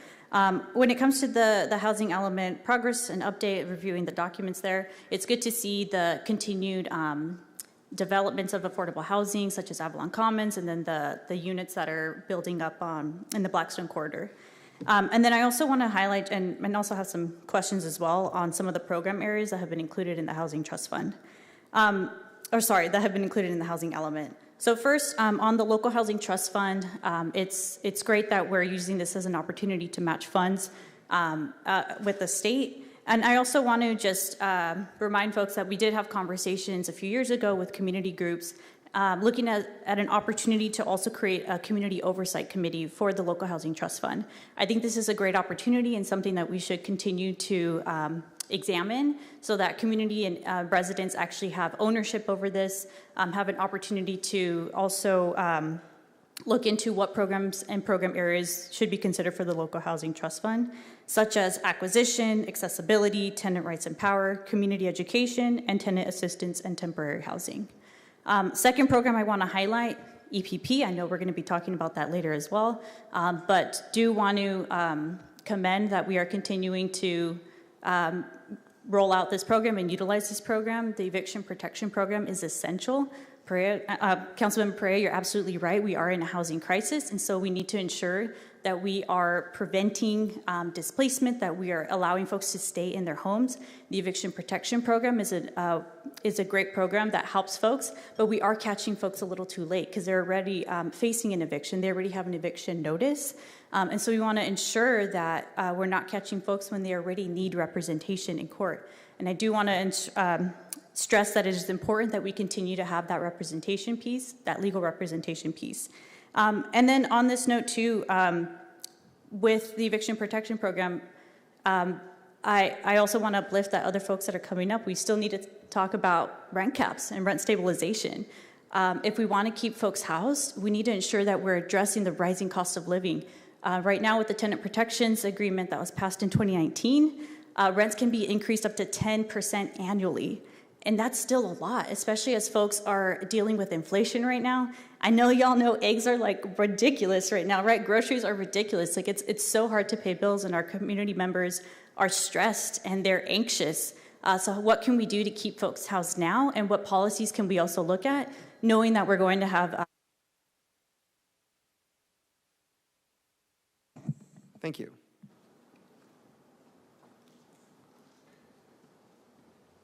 All right. You have 3 minutes. Hello, my name is Giovanna Morales with Leadership Council. In order for the city to fulfill its duty to affirmatively further fair housing and comply with housing element law, it must be up to date on its housing element actions and in compliance with timelines attached to those actions. Community residents from racially and ethnically concentrated areas of poverty have identified the need and timely implementation of several programs, such as Program 19, Home Buyer Assistance, Housing Rehabilitation, and Eviction Protection Program, all of which today are due or at risk of being substantially reduced. For Program 19, Home Buyer Assistance Program, the city should have hosted 2 informative workshops by now that are accessible to extremely low income and very low income residents. This is a recycled program from the 5th cycle. Unfortunately, during the last cycle, the city was only able to assist 9 families, and many households faced language access barriers. The city must ensure they improve and implement this program effectively in a timely manner to affirmatively further fair housing. For Program 22, which is the housing rehabilitation, the city should have hosted 2 quarterly informative workshops by now, one of which should have been hosted accessible to residents residing in racially and ethnically concentrated areas of poverty.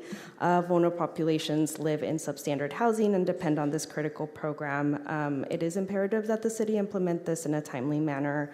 And then finally, Program 34, Eviction Protection Program. This is a critical program that has helped prevent the displacement of hundreds of tenants, particularly low-income tenants in racially and ethnically concentrated areas of poverty.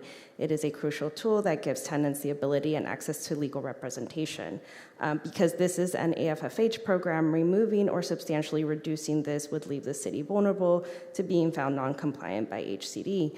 Effective January 1st, 2018, Assembly Bill 72 clarified HCD's authority and obligation to review certain actions and failures to act by local jurisdictions outside of the regular review process. We are open to working with the city to ensure that all housing element programs are implemented with community support and collaboration, as well as in a timely manner to meet the city's housing goals and avoid adverse action from HCD. Thank you. Great. Anyone else wishing to provide public comment on this item? Brandy, come on up. I just need to be taller. First, I want to recognize the efforts of the city staff with Housing and Community Development Department for their work in this report and the hard work in many of the programs. I've seen and participated in many, including CAP-EJ. I appreciate partnerships building with school districts for homeless prevention and making ADUs more accessible by going out to people with ready-made plans, and note progress in things that were that were recommended in hearsay reports, but also in housing element public comments, such as local housing trusts, community land trusts, and land bank and support oversight committee that Marissa mentioned. I appreciate the activity that has been moving towards these goals, including partnerships with community-based groups, and ask that these continue to be expanded and prioritized in working with community groups. I noticed that there are areas that were behind, like Program 19, 22, 20, and 33, and ask that the city leaders ensure that these goals are met and protected, as well as EPP in the upcoming budget. I appreciate every effort that has been made that has resulted in extremely low to moderate housing being in process, especially in high-resourced area. and that 201 extremely low to low income housing were built this past year, as we have so many that are unhoused that are needing housing. This report also is a sobering reminder of the vast amount of housing that is needed that does not currently exist, especially to that which is viable to those who are unhoused, and asks that converted shelters be earmarked specifically for those who are unhoused. This crucial information needs to be a central context for understanding the challenges of those who are unhoused face, and that city leaders should be realistic in expectations of those who are unhoused, as lack of affordable housing is the #1 reason for homelessness. It has been discouraging this past year that the city leaders have used progress to dismiss in housing to dismiss advocacy for those who are unhoused, to state that people are unhoused because they refuse services, even though they've said yes many times, and downplaying the extreme difficulty and justifying policy and activity by heart that goes against the hard work of those who are seeking housing, not only those seeking housing, but the city staff and the homeless services providers, and denying rights and protections, and that has actually caused impediments in moving forward in the housing process, and also ask that there be a change in policy regarding shelters to allow people to stay there as long as they need, recognizing how difficult it is to find housing in this lack, and that people are returning back to the streets. That creates greater issues with being able to get into housing, and ask for a continued engagement in including a lived experience board. But I want to thank again Thank you, Brandy. All right, any more speakers on this item? We're going to go back to council. Councilmember Perea. Thank you, Council President. Assistant Director, I had one question about the down payment assistance program. I may have missed it, but what is the funding source for that one? It is our permanent local housing allocation, which we receive from the state of California. And it looks like we've helped 41 families purchase homes with grants up to $100,000. Do we still have money, that's PHLA, do we still have money that we could set aside if we wanted to increase our down payment assistance program? Yeah, Councilmember, great question. We exhausted all of the funds that we had available at the time. The good news is that we just received our standard agreement from the state of California for our next allocation. So this year, meaning 2025, we will have additional funds available, and we'll be re-advertising the program. Okay. And are there any restrictions that tell us where we need to be spending that money, which part of our city, or is that open citywide? Yeah, it's citywide, actually. Would it be possible to put parameters, to tie parameters to that funding if we were to restructure our down payment assistance program to say X percentage of down payment assistance grants will have to be allocated to residents that live in these zip codes? Is that a possibility to put restrictions on that? Councilmember, it's within the realm of possibility. It would require a restructuring of our program that would require state approval, and so that is something we could explore. So we would need the state to approve that before we could implement that? Yes, our PLHA, our permanent local housing allocation, is part of a 5-year plan, which the state approved, which then gave the city of Fresno access to those dollars, and so we'd have to revise the plan and ask the state to approve it. Thank you. You're welcome. Great. Any other council members? Oh, we have Council Vice President. One last question that Councilwoman Perea triggered me. Director, can you, not triggered me in a bad way, and you reminded me, you don't trigger me. Tyler triggers me, you don't. But can you remind me, percentage-wise or amount, how much of our money that we put into housing comes from the state? And a different way to ask it is, how much general fund money do we have allocated in the city budget towards all these housing solutions that we've been funding? All the shelters, all the affordable housing unit, permanent housing, transitional housing, emergency housing. How much general fund city tax dollars are committed to that work?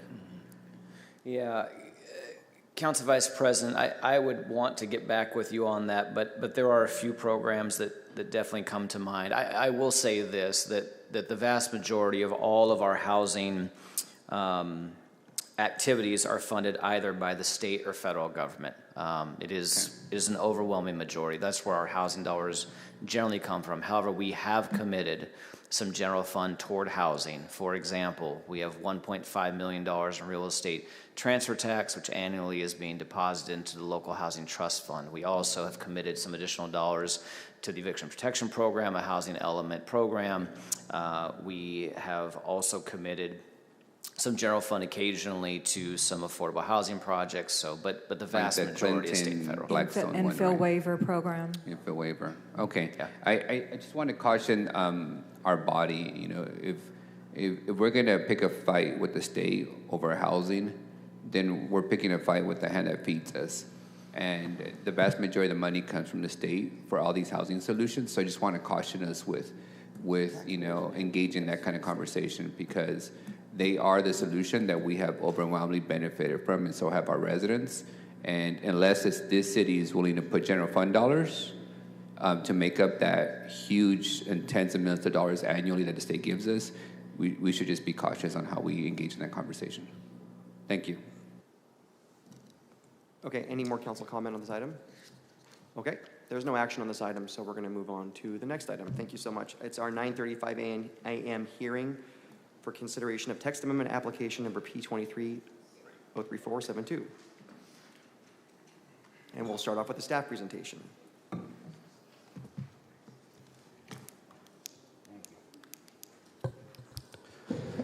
Good morning, Council President, Council members. Philip Seegers with the Planning and Development Department.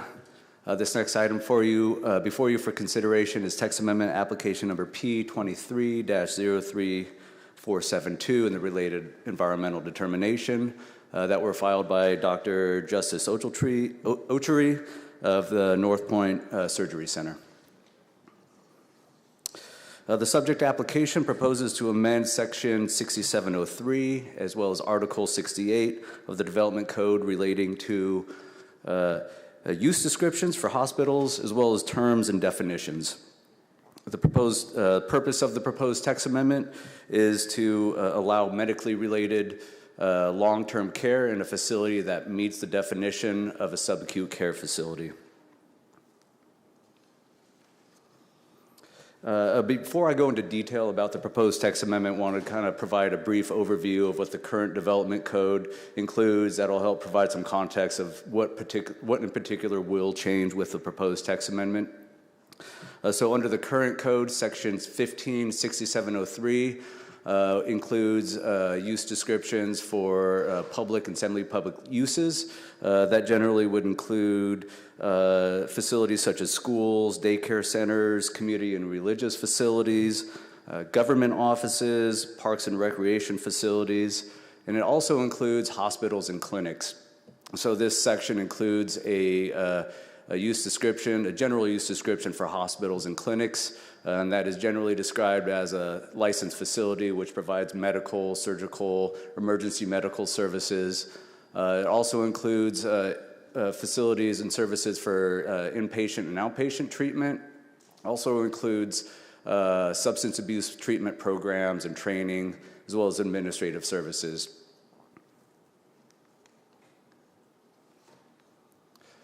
Under the general use classification for hospitals and clinics, it also includes 3 subclassifications and goes into a little more detail of the other types of facilities within that general hospital and clinics description. And so that is hospital, clinic, and a substance abuse treatment clinic. And so hospitals generally are facilities that provide that medical, psychiatric, surgical services, where patients are receiving service medical care on an inpatient basis. Also includes other ancillary service facilities. A clinic that also provides medical, psychiatric, surgical services, but typically with those, with those facilities, patients aren't lodged overnight. And often patients can receive care without a prior appointment. And that clinics also do not include private medical or dental offices. And the clinic also includes substance abuse treatment and recovery programs which are not residential in nature. And then lastly, the Substance Abuse Treatment Clinic. That's a facility that would either administer medication or supervise the administration of medication for substance abuse treatment. Staff, if I can ask a question. Yeah. Why are we doing this? I've never seen a text amendment being initiated by a private citizen that applies to the whole city. Well, according to the development code, a member of the public can initiate a text I understand it amendment. can be, but I've never seen it. So where's this doctor that wants us to basically allow by right inpatient drug facilities across the city? That's not what's being proposed. You're proposing that drug treatment facilities now be categorized? No, that's not correct. So where's this doctor at that's initiated this process? I mean, the applicant is here. Where is he? Councilmember, can we first clarify what this is doing? Because I don't want to have that, what you just stated on the record. In very quick, Sure. can you describe what this is doing? I'm trying to follow, but Sure. They're trying to define a subacute care facility. That's where a patient would receive medical care following a major surgery from a doctor, and that way they can stay there for no more than 30 days. And it doesn't include substance abuse treatment. Again, does not, correct? Correct. So right now, those facilities exist on G Street in Chinatown. Substance abuse treatment? No, medical facility where the hospital sends people after surgery to recover, and they deploy a nurse.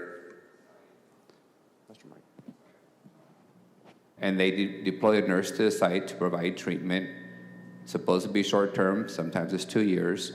So my question is, well, why are we changing a whole city text amendment? You know, I still haven't heard the why is this needed explanation from the applicant or whoever's suggesting this. Yeah, so it's sort of a transition between a hospital where someone would receive surgery.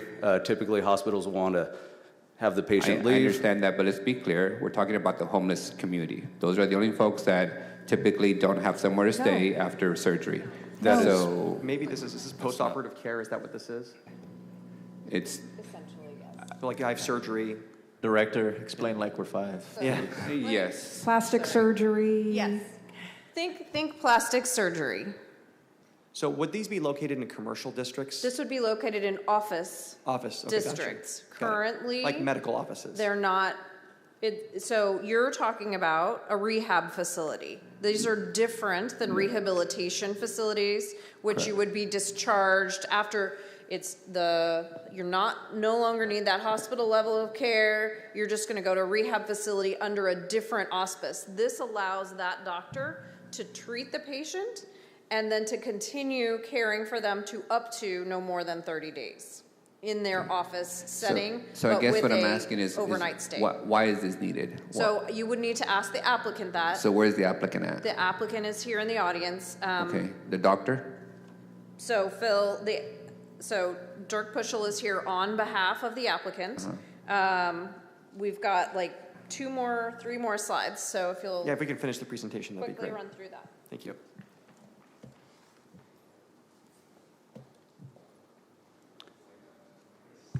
So again, what I just described is what the current code allows or calls out as certain uses. And so this text amendment, it proposes to add a definition for a subacute care facility, which was included in the staff report, but is also here in front of the slide. That's a facility that provides a level of care for a patient who doesn't require hospital acute care. It doesn't exceed 30 days. It also does not include substance abuse treatment, sexual or psychological disorders. So again, doesn't include substance abuse treatment. Once that definition is established, it proposes to include subacute care facilities within the description for a hospital. So where a hospital is permitted, a subacute care facility would be permitted. And no substance abuse treatment. And the project was reviewed and considered by the Council District Project Review Committees, and on March 5th, the Planning Commission unanimously recommended approval. Public hearing notice was published in the Bee. Staff has not received any public in support or opposition, any public comment in support or opposition. and staff recommends the City Council adopt the environmental determination and approve the text amendment. Does that conclude the presentation? That concludes the Thank you. presentation. Okay, we're going to go back to council for questions. Councilmember Maxwell. So I hear you on not a drug rehabilitation facility, but still unclear what kind of treatment they would allow for in those facilities. If not that, then what? Well, what does it encompass? I think it would be helpful if Mr. Puschel Yes, could come we can- up and maybe chat a little bit about what the specific doctor, clearly it looks like there's something that we have, an applicant who, a level of care that he wants to provide that our current development code does not allow for. So I would, if that's okay, council, would that make I'd sense? like to know that from the applicant, as well as why we're doing a blanket text amendment as opposed to a one-off for a specific area through a CUP or something else. Sure.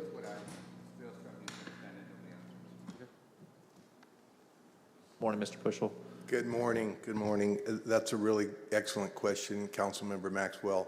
That was our first choice, is to try to take the location of the site that the doctors have identified and say, well, couldn't we do a plan amendment, except then you'd have a problem of consistency. So the conversation we had with staff early on was that we would do a text amendment.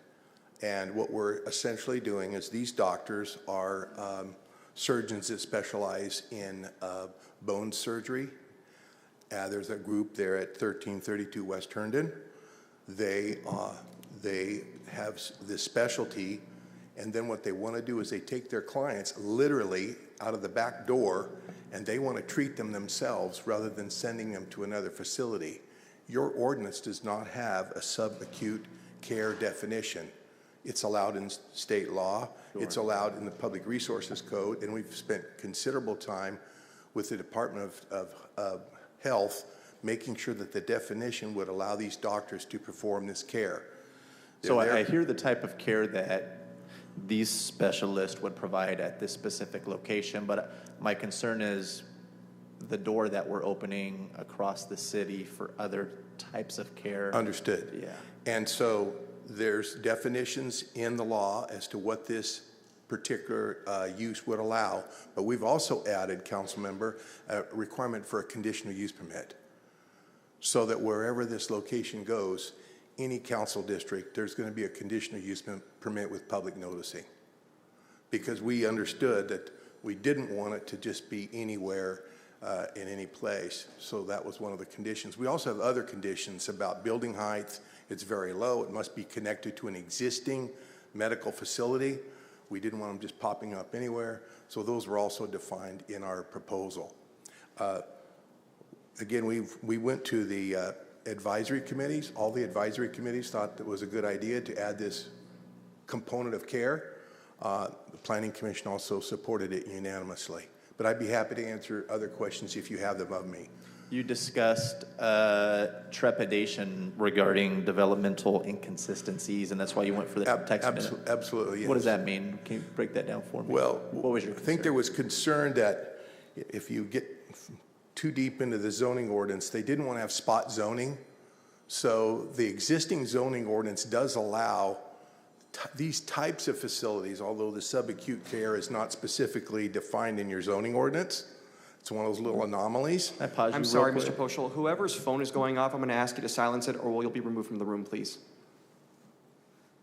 Okay. Sorry about that. Okay, I'm sorry. Thank you. Please. So when we had our conversation with the planning staff about a year ago, it was just decided that it would be cleaner to just do an amendment to text with the requirement of a conditional use permit, so that wherever these were located, there had to be special findings of consistency, compatibility, and public notice. Councilmember, should we have the staff answer the question about the consistency as why they felt that the text amendment was the more appropriate path? Or I'm going to have Phil or Jennifer come Philip up. or Jennifer, can you come up and talk about why we did not approach this from just this one location and why we went down the path of the text amendment, please? Yes, so potentially rezoning certain properties would potentially consider spot zoning, where you could the zone district might require a commercial zone district that would be immediately adjacent to maybe residential office, where there's just not a lot of consistency with the surrounding uses. And when you say, why is spot zoning, is that illegal or is it just not a good thing? Can you explain more about why spot zoning is bad? Sure. And why a blanket text amendment is better?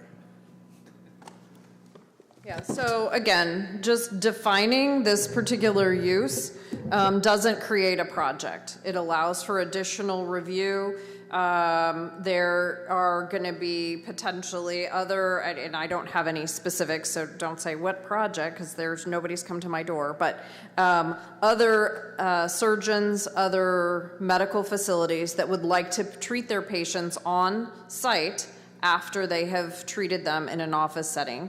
But to limit it, again, as Mr. Puschel said, through a conditional use permit with limitations on size, height, scale, duration, can only be up to 30 days. So this is a very specific use. It wasn't defined. So I had to say no, or you have to rezone.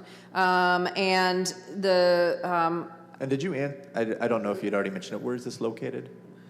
This particular use is on Herndon. Okay, that's Northwest Fresno? Yeah. Thank you. Yeah. Okay.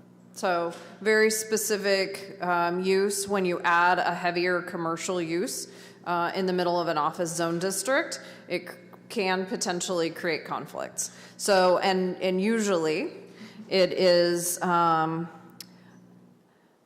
land use law doesn't like spot zoning because it creates more conflicts than it resolves. So if we can resolve the issue, what's the issue? Subacute care post-op is not permitted or not defined in our code.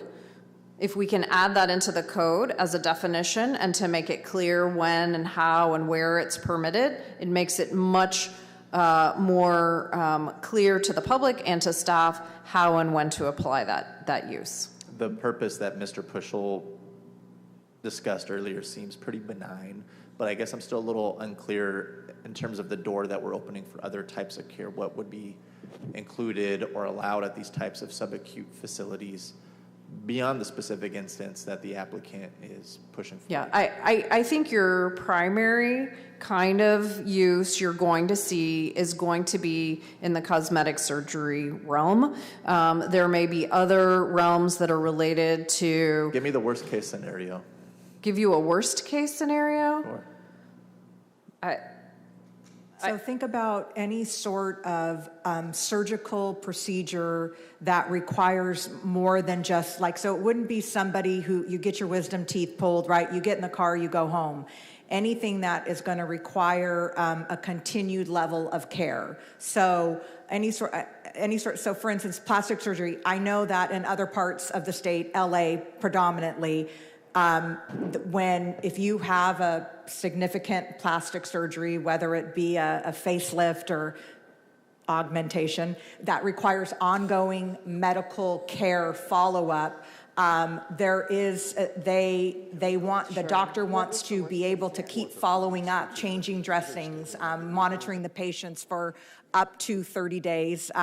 They want to be able to do that on site. Frankly, I think they want to keep that patient in their care and be able to keep treating them instead of sending them to perhaps a rehab facility. And locally, I can tell you, our rehab facilities in town are more for more major types of surgery, right? We don't have a lot of rehab hospitals in town. So I definitely can see cosmetic surgery, anything, probably back surgery, neck surgery, anything that is going to have follow-up care. I hear what you're saying as far as worst case scenario. Is medication prescribed at these locations or administered? I absolutely, because you're under the care of a medical doctor for a certain period of time as you're recovering from that medical procedure. So I think the main point is the fact that we didn't have a definition for this under our code, and this is a field that maybe not in Fresno has yet been operated in our city, but I know because I have friends that have had procedures done in LA that have received this type of treatment where they've stayed there and been under the doctor's care for, it hasn't been 30 days, but like 10 days, 14 days. And this text amendment would require that each individual applicant would also need to secure a CUP. Correct. Including this one to move forward. Correct. Okay.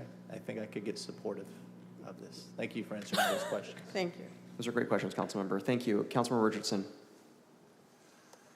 If I may just add very quickly that, again, my clients are orthopedic surgeons, and so it would have a lot to do with physical rehabilitation, and that they want to be able to take their patients out, literally out the back door in a building attached to their medical office where the surgery has occurred, and provide this rehabilitation. Great. Thank you. Yeah, my grandpa had a shoulder replacement, for example. Didn't require him to be in the hospital, freed up a hospital bed. It was way less costly. He went, I think he stayed there for about 2 weeks. It was great. They were able to continue the drainage and everything else, stuff that couldn't be done at home. It was valuable to him. I see how it's valuable to a lot of people. Other grandpa had a hip replacement, same thing in Bakersfield. Bakersfield has ordinances like this, and they've got it together. Family has bad issues with bone strength. All right, the second thing, here's my concern. My concern, will this specifically occur in places where it is already zoned for office or commercial? And here's the reason I ask. We've currently got an issue with palliative or other care popping up in residential areas, and as long as they're able to keep the patients below the number of 6, they're allowed to do it kind of wherever they like. I don't want this to turn into something like that. Are there assurances in this that that's not going to happen? Absolutely, and not the least of which is the conditional use permit process, so that any use that avails themselves of this definition would have to come to the Planning Commission, potentially, and with public notice. Fantastic. There's one of these on my block, and I know it's a valued resource to the community. So thanks. Thank you. Next, we have punched up Council Vice President, followed by Councilmember Perea. So, Director, I've been told that the respite care center in my district, operated by the Rescue Mission on G Street, is exactly utilizing this method, and it's allowed because it's mixed-use zoning. Why is it allowed? They have surgery, they need a nurse to care for them on a daily basis or weekly basis. It's supposed to be short-term. Turns out it's longer-term than short-term. Why is this kind of use allowed under mixed-use zoning, just not office use? So that particular use is defined as a rehabilitation center, right? Rather than the subacute care facility. So again, yes, it's very nuanced. Okay, so pause there. So rehabilitation care is not permitted in the office zone district. But it is in mixed use? Yes. So the applicant could simply ask for a rezoning from office to mixed use, and he would be allowed to do it? Well, rezones aren't super simple, right? Yes, that is an option. They could have done a rezone to mixed use or to commercial zone district. Again, would be spot zoning, which is not typically something that is, it's not standard in land use to see little Correct, but we do them. We do them. I've seen them. Rarely, but yes. Now, my other, the concern I have with this is that this text amendment, which for the general public, a text amendment is basically changing the code for the whole city.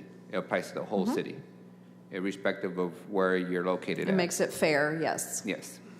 It's a broad application citywide. Yes. Is that subacute care facility under this text amendment has been defined so narrowly because it's for the primary benefit of one applicant in one address, and that for anyone else to really take advantage of this text amendment, they would have to do the exact same project. In essence, the applicant indicated that you are limiting the height size, you're limiting a whole bunch of stuff. So if somebody wants a subacute care facility that's 2 stories, this text amendment wouldn't allow for it.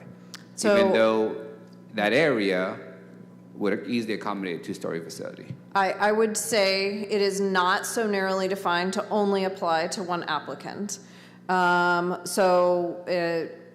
say my dermatologist, I have a procedure done, I need to stay overnight, it would not be permitted at that office because it's an office zone district. So when they came in and said, hey, this is what we want to do at our site, we would say no.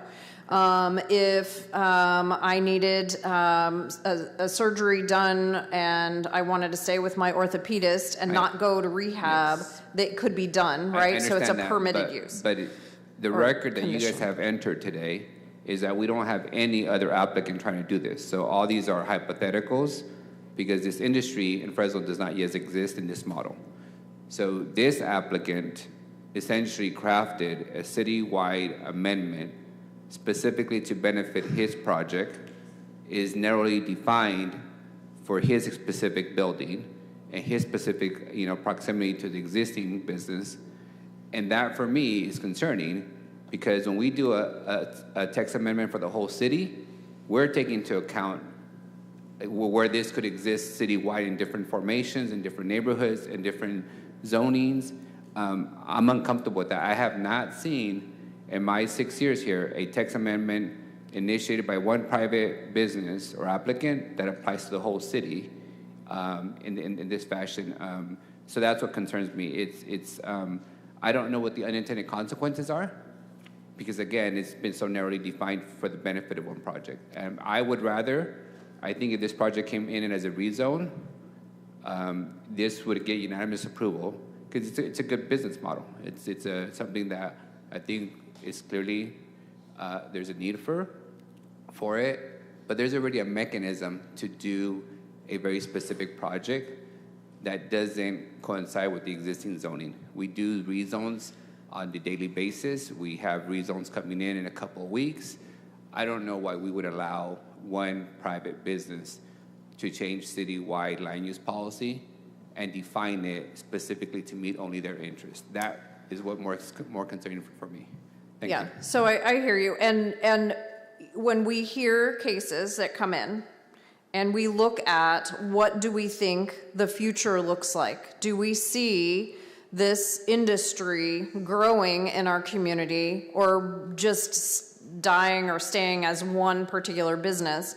We look at this is a growing industry in our state, nationally, and doctors wanting to care that whole life cycle for their patient, and we did not have an opportunity or an option within our code.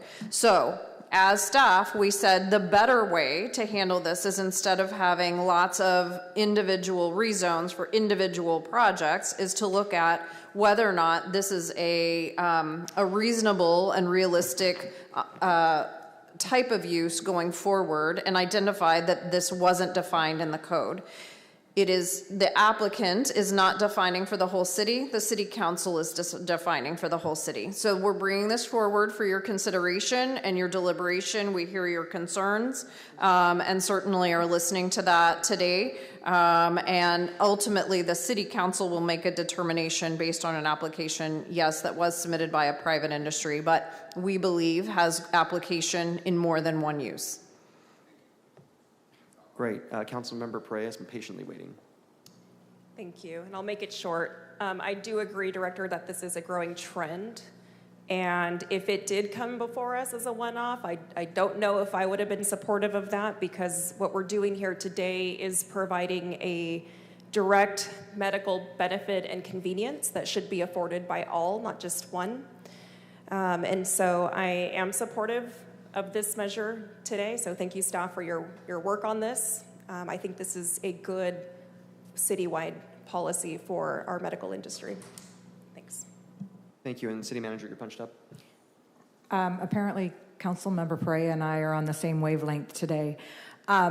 So I would say we're doing this the right way. So while in the past, we may have brought forward items rezone by rezone and spot zoning.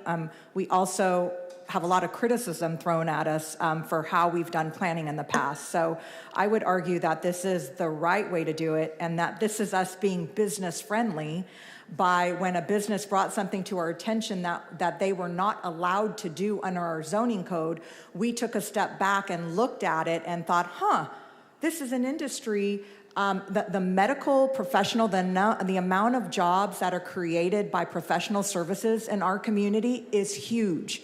They pay very high wages, so anything that is going to further additional business in the professional services area, I personally view as a positive for our city. So I think that the backstop of requiring the CUP is really will help the council if there is something that comes forward in your district that may not be beneficial for your district. It provides the opportunity for the public noticing, the public hearing, your ability to appeal it from the Planning Commission, to bring it up to the council, to make the findings that it's not in the best interest of your residents. So I personally see this as a huge benefit in us being business friendly, as identifying an opportunity for growth in our city. That's it. I just wanted to put that on the record. Thank you. Thank you. No, I think Councilmember Perea pretty much summed it up. That's how I feel too. And I think, as Councilman Richardson said, ultimately this actually frees up hospital beds, and that's really, really important. So we have to go to public comment. Any public comment on the 9:35 a.m. hearing, please do come up, and you'll have 3 minutes. We don't see anyone coming up. Last call for public comment on the 9:35 a.m. hearing. Okay, we're going to close public comment, go back to the council. Any motion to approve or not approve? Motion. Motion by Councilmember Perea, second by Councilmember Maxwell. Any opposition? None. Mr. President, just a reminder, this is It for is introduction, so correct. it has to come back. It will come back for a vote. Yeah, motion passes 6-0. Thank you, City Attorney. Okay, members of the public, you have timed items at 10 a.m. You've been very patient. I apologize for the delay.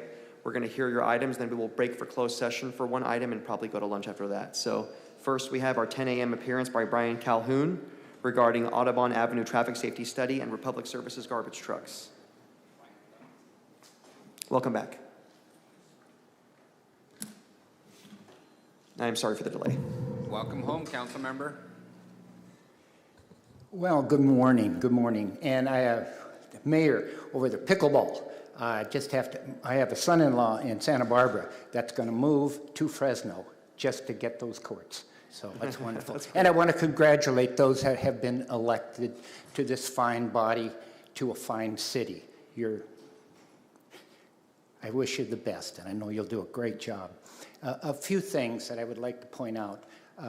One is that we had a study done, or I shouldn't say we, staff had a study done a couple years ago, initiated a contract, and it was to look at the general area around West Audubon. By the way, I'm Brian Calhoun, 289 West Audubon.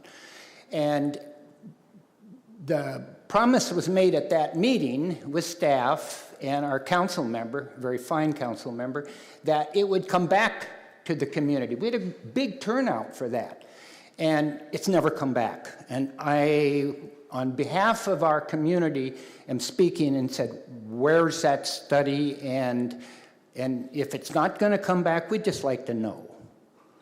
Okay? The other thing that we're very, and I'm speaking again for my community, not my community, but people come to me a lot as a former council member and a person that's lived on that street for 37 years. And they say, why are Republic Services trucks? Now, those are not trucks that belong to the city of Fresno. You know, you're contracting with them.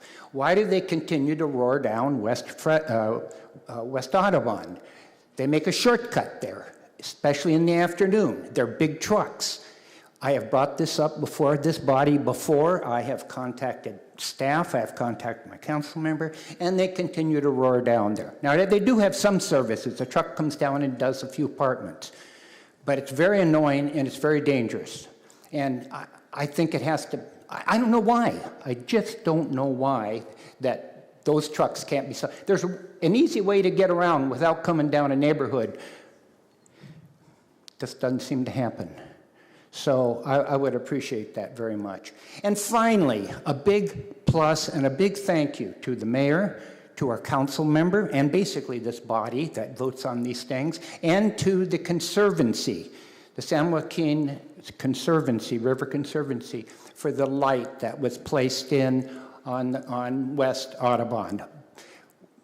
We've been trying to get that for almost 20 years, and it's come in, and the neighbors love it. And it is made our street safer. And, you know, you don't always get compliments. And I know it's taken a long time, but I look at these people sitting here, and I want to thank. Councilman, I just want to thank you for being here today. A couple of comments. Yes, he's right. We did commission a study in 2023. It was not Planning Department initiated. It was through the District 2 budget. It was something that the neighbors wanted to know. Why is there so much traffic on Audubon, and what can we do to mitigate that traffic? And Brian, you're right. I feel like I've let you down a little bit because it's taken a long time to get that study out there, and you are right about that, and I take that to heart. We don't have any excuses. The simple fact is we have a consultant working on it. We have a lot of vacancies in our department.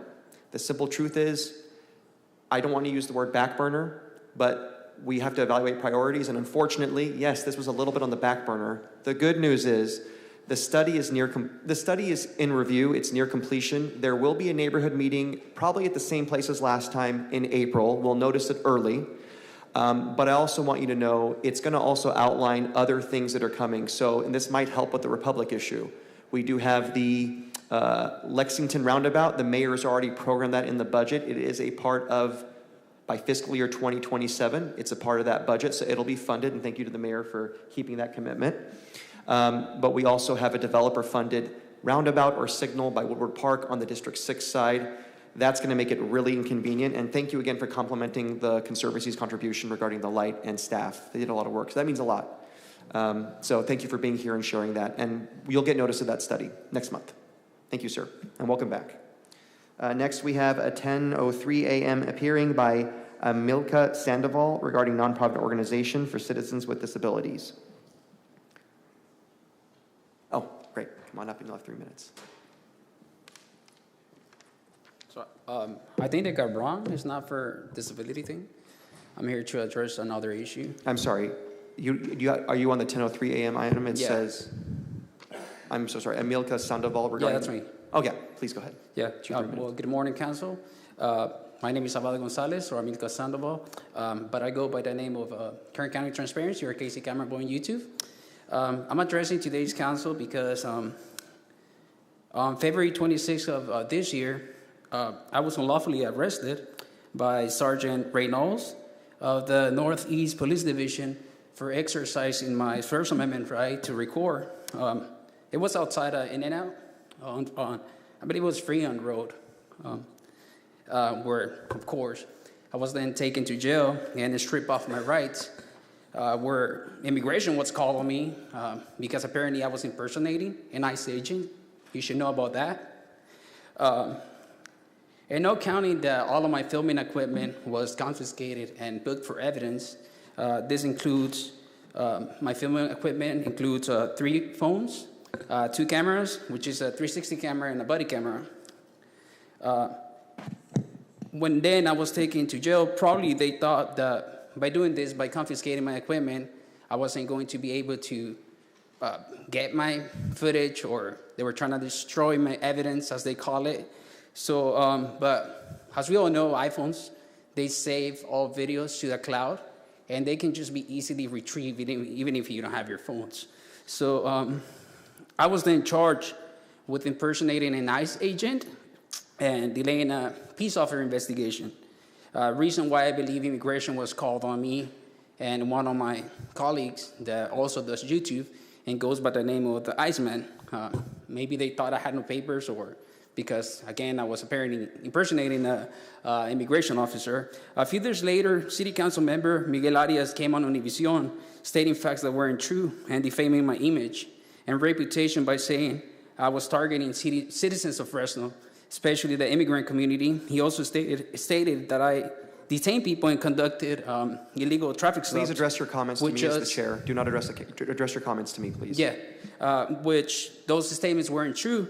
All these statements by Miguel Arias were posted on fake media outlet Univision, where he gave an interview, again, defaming my image. It's honestly a shame to have such of a liar politician sitting down here. And I'm going to remind you, you have to address your comments to me, yes, not referencing other council members. Especially when he has to lie and affect the lives of others by making such a false statement and saying that I targeted the immigrant community because it's harvest season. Harvest season in Fresno starts in April for blueberries. I am a person who's now been targeted by politicians in Fresno, and because I expose corruption, and I want to make clear that if something happens to me, I would blame it on them. Thank you, sir. That was 3 minutes. Thank you for coming. Okay, thank you very much. We're going to move on to the 10:06 a.m. hearing. Again, I apologize for the delay. Appearance by Lori Wiley.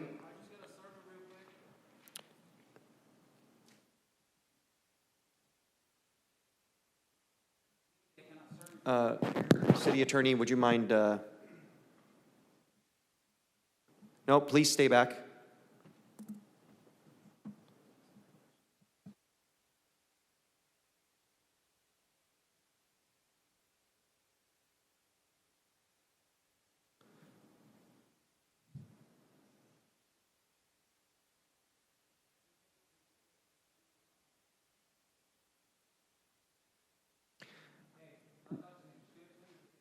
So we have a 10:09 a.m. item by America E. Cabrales Garcia regarding new property owners' concerns.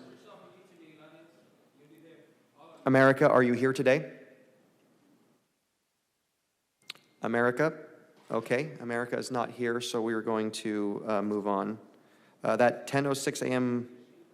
appearance by Lori Wiley. Lori, are you here? Okay. Lori is not here, so now we are going to break for closed session. I expect we'll probably meet through closed session and come back at 1:30 after lunch. But Brandon, would you mind reading the closed session item we'll be discussing? I believe it's A.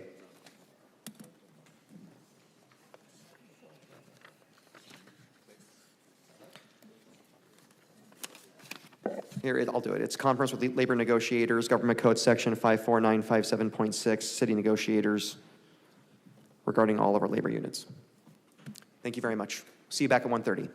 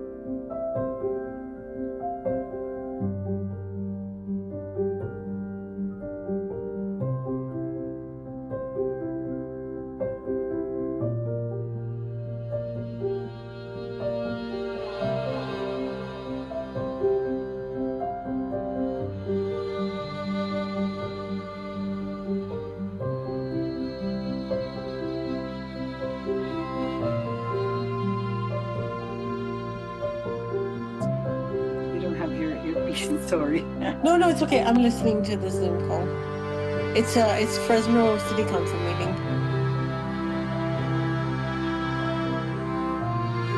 I can confirm we are in a council meeting. Ready to proceed? Sorry. Council members, city manager, everyone. Erica Camarena, Chief Assistant City Attorney, Division of Code Enforcement. The matter before you is a progress update and workshop for the city's eviction protection program, which we may be referring to as the EPP throughout this presentation. And the goal is basically to just provide an overview of the program and its wonderful successes. But before I get into it, I did want to just briefly thank and acknowledge Assistant City Attorney Christina Roberson in our office. She's been the attorney who has been assigned to oversee the program. She supervises the legal team who receives all of the intakes, makes the referrals to our outside counsel, maintains our statistics, and uses her fiscal diligence to manage the funding for this program. Unfortunately, she's not able to be here with us today, but she did an amazing job working with our outside counsel to put this presentation together. And so with us here today are Ina Shankar here to my right, and her partner Ashley Immersion with Immersion Shankar Legal Incorporated, as well as Christine Pfister-Bogart, Senior Counsel with Borton Petrini, sitting over here. These are the attorneys who have been retained, I should say, to provide legal representation to our Fresno tenants who are facing unlawful evictions. And so throughout the presentation, this is basically just how it will flow. I will be handing it over to Ina Shankar here shortly just to give you a brief overview on local housing trends, as well as eviction protection and homeless prevention issues. And then I will come back and share some of our EPP statistics, and then we'll be talking about some case studies, some client testimonials, and then finish up with some budget discussions. So at this time, I'll hand it over to Ina.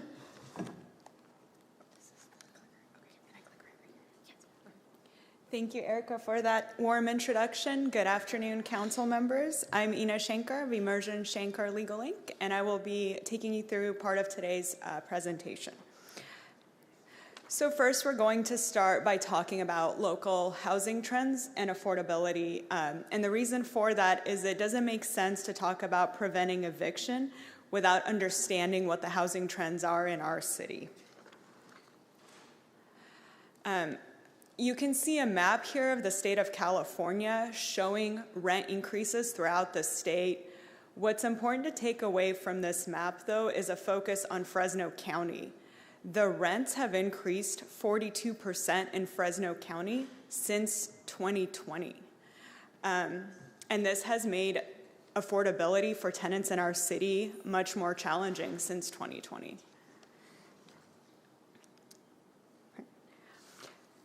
This list lists out the major cities in California.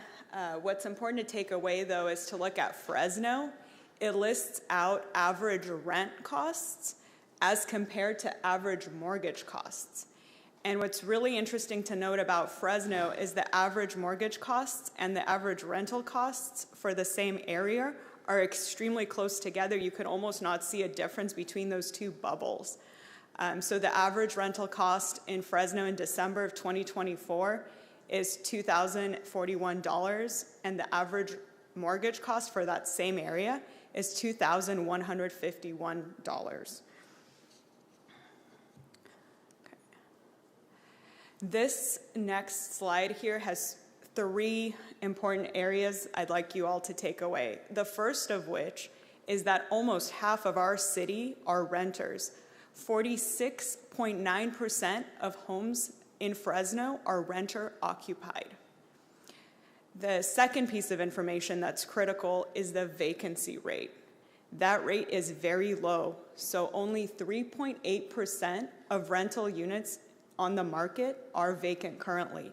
This creates intense competition among tenants for that very small number of vacant rental units. And the third piece of information to take away is how much people are spending of their income on rent. 59% of households households are spending 59% of their household income on rent. And that number is even higher for our aging population in the city, where you see them spending 64% of their total household income on rent. Generally speaking, the rule is that 30% or less of income should be spent on rent for rent to be sustainable for folks. As you can see, the majority of folks in our city who are renters are spending far more than that, making it harder for tenants to be able to afford housing. In terms of the housing element, City of Fresno's housing element includes the city needing to seek funding for eviction protection program, conducting marketing and outreach for the program's services as funds are available, with a goal of helping at least 500 tenants annually with eviction defense services. Okay. So this slide has a lot of information, but really this is the overview of what the eviction protection program does. And so I'll start with education and kind of make my way around the circle here.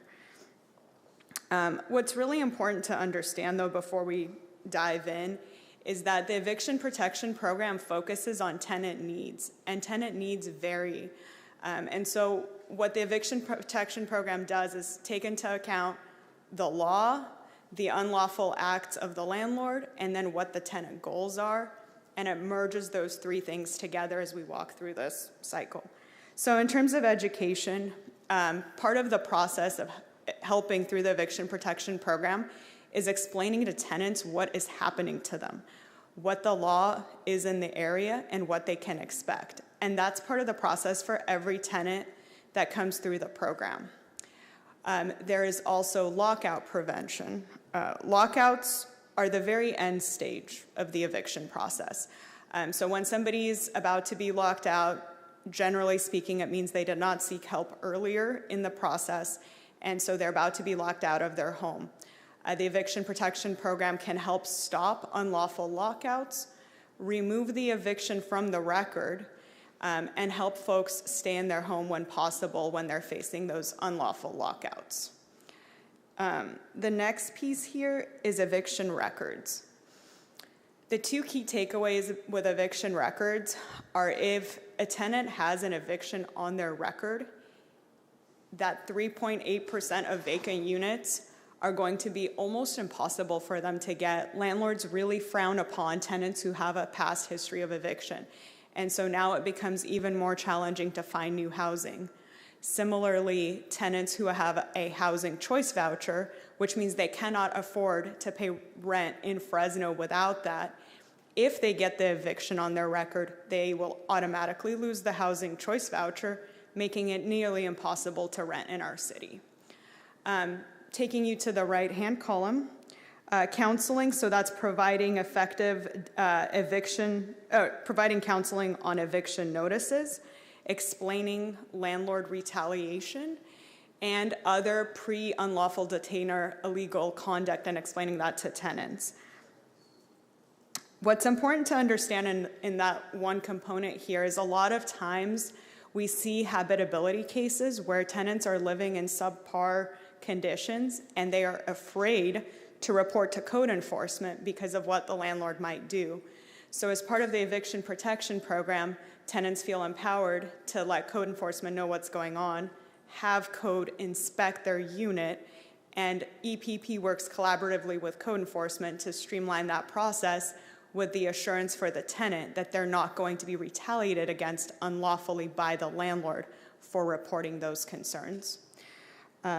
Negotiations, so part of the process in representing folks through the eviction protection program is to negotiate with opposing counsel, at times landlords, to help determine what the needs are of the tenant and how those can be best met through the negotiation process.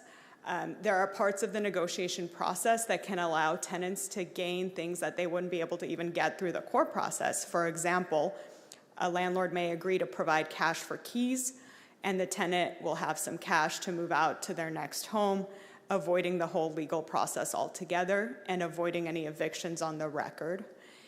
And then the last piece here is Eviction Protection Program provides representation to tenants who are being unlawfully evicted through the courts. Okay, I'm going to turn it over to Erica to talk about the Eviction Protection Program stats. Thank you, Ina. So since the inception of the program, our office has received well over 2,600 calls from tenants seeking help because they were facing an eviction. Each and every one of those intakes are well vetted by our city attorney's office legal team to determine whether the circumstances met the criteria of our program, which is, as you know, to determine whether there's evidence of an unlawful eviction.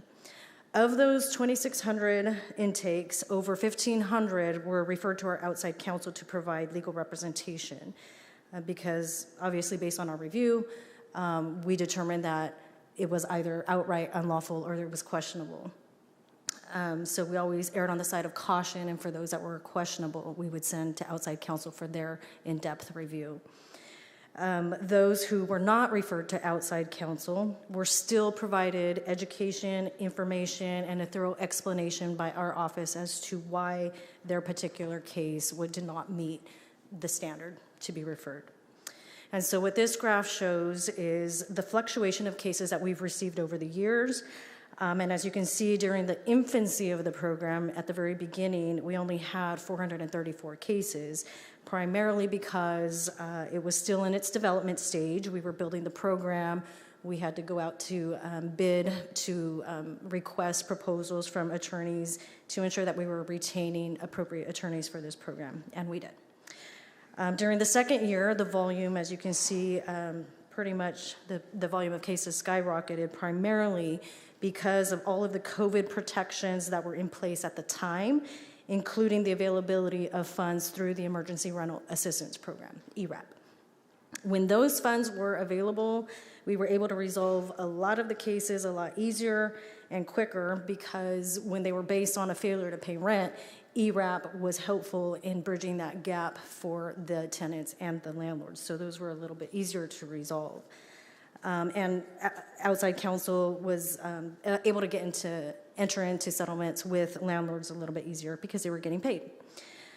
In fiscal years 23 and 24, however, we do see a bit of a decline in the cases, primarily because those COVID protections in ERAP were either going away or no longer available. And so at that point, landlords knew that, and they started, again, serving these 3-day notices to pay rent or quit your lease. And so we saw an uptick in lawful evictions because at that point, if they failed to pay rent, it becomes lawful. However, although the number of intakes has decreased a little bit, the complexity of the intakes that we have now and that what we're seeing now require a lot more time. So a lot of the cases that we're seeing now involve severe habitability issues. There are cases that may have started in the prior year that now are, flowed into this year where they're at a deeper, phase in the litigation. So they're now going to trial. And we're also seeing landlords now who are, before there was, where landlords could issue a notice for just cause, for no cause, like I can just serve you with a notice of eviction because I plan to move into my own property. Now there are new laws in place that require the landlord to do a whole lot more before they can issue that notice. And so there's a lot of different cases and that have resulted in more complexity. So although the cases may have declined, the complexity has heightened. And this is all without outreach. We haven't done a whole lot of outreach of the program because, again, we're a little bit limited by our budget. But if the program were to be publicized a little bit more, I think we would see an influx of a lot more cases. This graph just shows the types of services and outcomes that we're seeing. This is a combination of both the law firms and the cases that they've been handling. In 354 cases, we were able to prevent an unlawful detainer action from even being filed because the cases were resolved before the landlord went to court with that case. An extension of time for a tenant to move out was negotiated and granted in 508 cases. In 91 cases, the money owed to the landlord was reduced. Council was able to negotiate cash for keys in 23 of those cases. And this is very important because in some instances, the landlord will just pay the tenant in exchange for the keys, and in some cases, that's just the best outcome. And 241 tenants and their families have been able to remain in their homes, and we've reached settlements in at least 267 cases. So the legal services under this program also prevented 237 tenants from having an unlawful detainer action be placed on their record. And then it also included an additional 23 cases where it was already placed on their record, but council was able to have it removed. And this is critical for a tenant because once they're evicted, it becomes extremely difficult to find other housing when you have that unlawful detainer action on your record. So it provides them an opportunity to apply for new housing with the prospective landlord without them outright denying it based on the unlawful detainer on their record.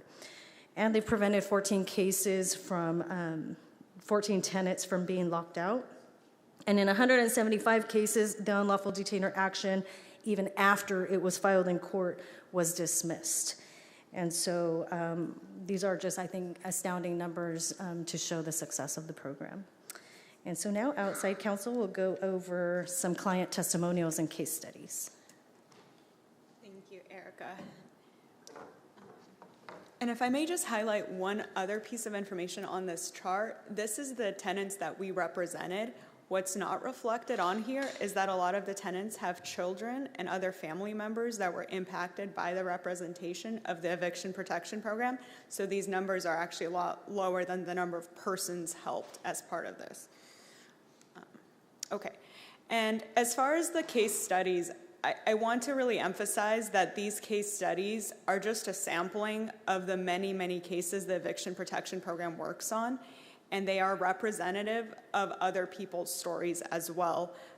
For each one of these cases, there's 100 actual similar cases as well out there. And so we'll go through just a couple of them. You can read the rest in the packets, but there's a couple we just wanted to highlight for you. We'll start with this one, and of course, names have been changed for confidentiality reasons. The first case study involves Ms. J and Mr. W. Ms. J and Mr. W are low-income tenants. They were facing extreme habitability issues, including mold, cockroach infestation, a leaking ceiling, and no heat. They had not paid rent in 2 years due to these severe habitability concerns. They were withholding their rent lawfully. Code enforcement issued a notice and order documenting the 178 violations in the home. Ms. J and Mr. W initially received a 3-day notice of eviction for failure to pay rent in the amount of $8,700, and an eviction lawsuit proceeded. The landlord was demanding $20,000 worth of back rent and attorney's fees during that trial. Ms. J and Mr. W ultimately received a really positive outcome. They only needed to pay $3,000 of back rent, and they were allowed 45 days to move out through a settlement agreement, and they did not have an eviction on their record. Counsel, on that one, were there any children involved, to your knowledge? I do not believe that one had children involved, no, but there are others where we have children involved. That is very common. Do you know if they were elderly? I do not believe so.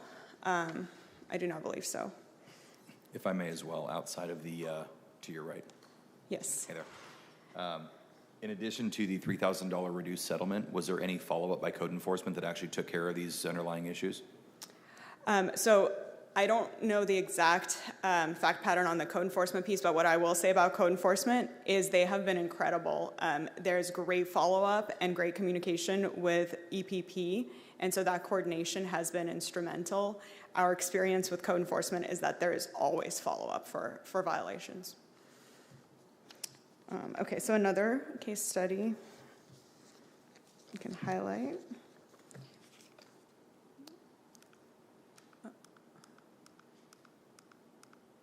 Ms. T was a low-income single mom of 3 kids who was recently laid off from her job. She had paid rent on time, but her landlord began to refuse to cash her money orders timely.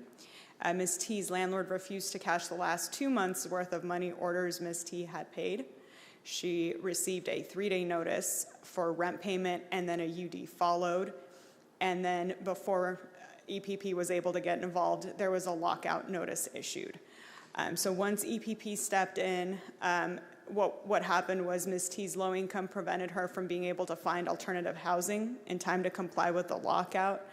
Everything the family had was in the unit they were being locked out of. As part of defending this situation, the unlawful detainer was dismissed, and Ms. T and her 3 children were able to stay in the unit, and her account was actually credited with some additional rent that she had overpaid previously. So the sort of summary version of Ms. T's case is they were about to be locked out, and then they got to stay in the home and got a rent credit. There's other examples that are included in the packet. I'm happy to talk about them if you have any questions, but the fact patterns are pretty similar to each other in that folks are about to lose their housing and become unhoused, and then when EPP steps in, they're often able to stay in their home or have enough time to find alternative housing to avoid being out on the street. And then there's some testimonials as well from tenant feedback. I won't go through all of those and turn it over to Erica to talk budget. If I can, Council President, I'd like to go back to case study for Mrs. S. I see. Well, Councilmember, I apologize. I have multiple council members punched up. Can we wait to finish it? I apologize. Thank you. We're pretty much done. I mean, the final comments, I think, is just looking ahead to fiscal year 2026. If it's the council's desire to keep the program continuing as a constant status quo as we're doing now, we do estimate a budget of about between $2 and $2.5 million. We could do more.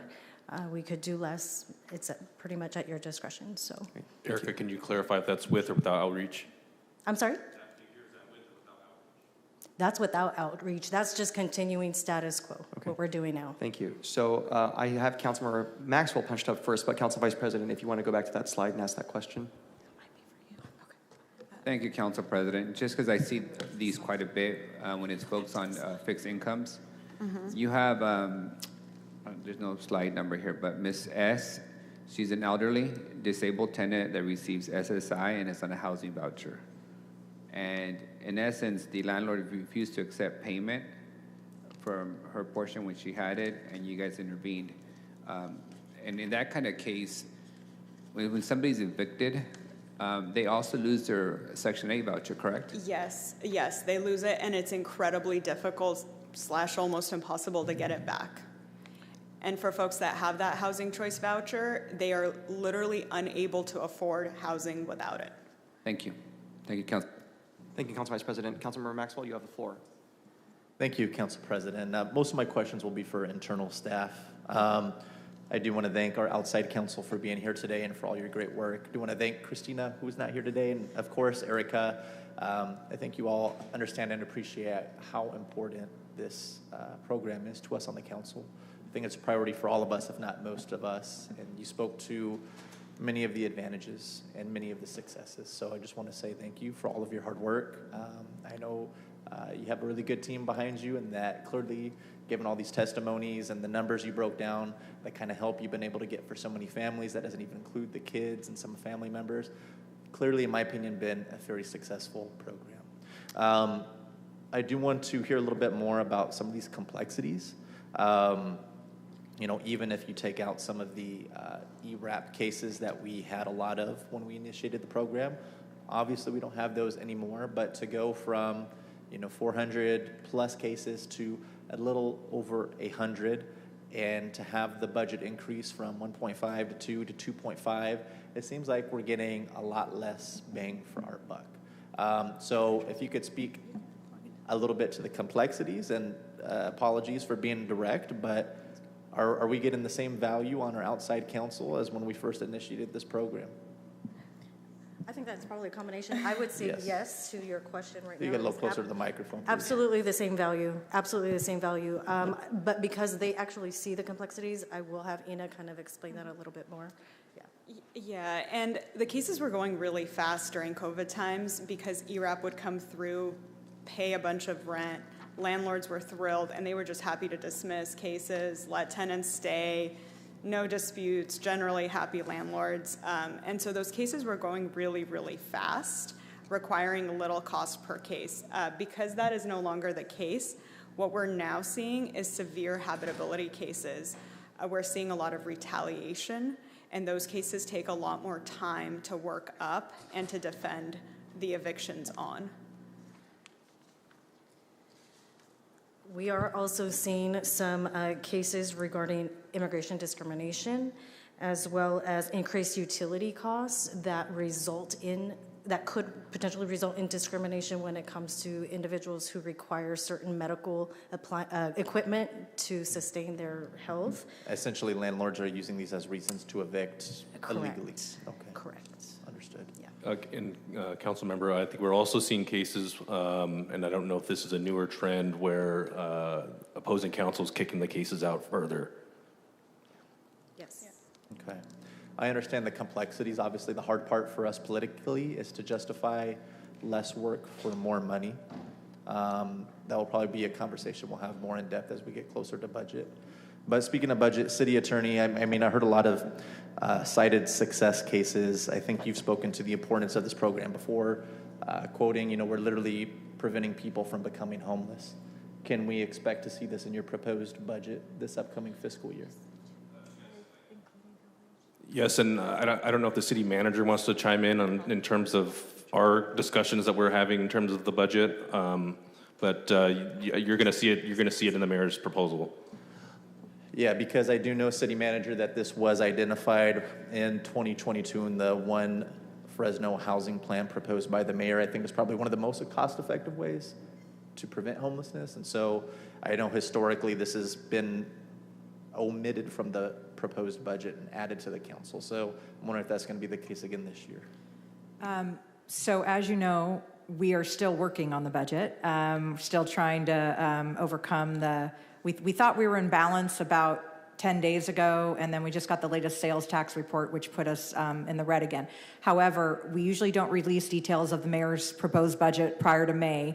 I think I'm comfortable in saying that the program is in the budget. I just can't tell you at what level right now, because we're still getting through all the dollars and cents. Understandable.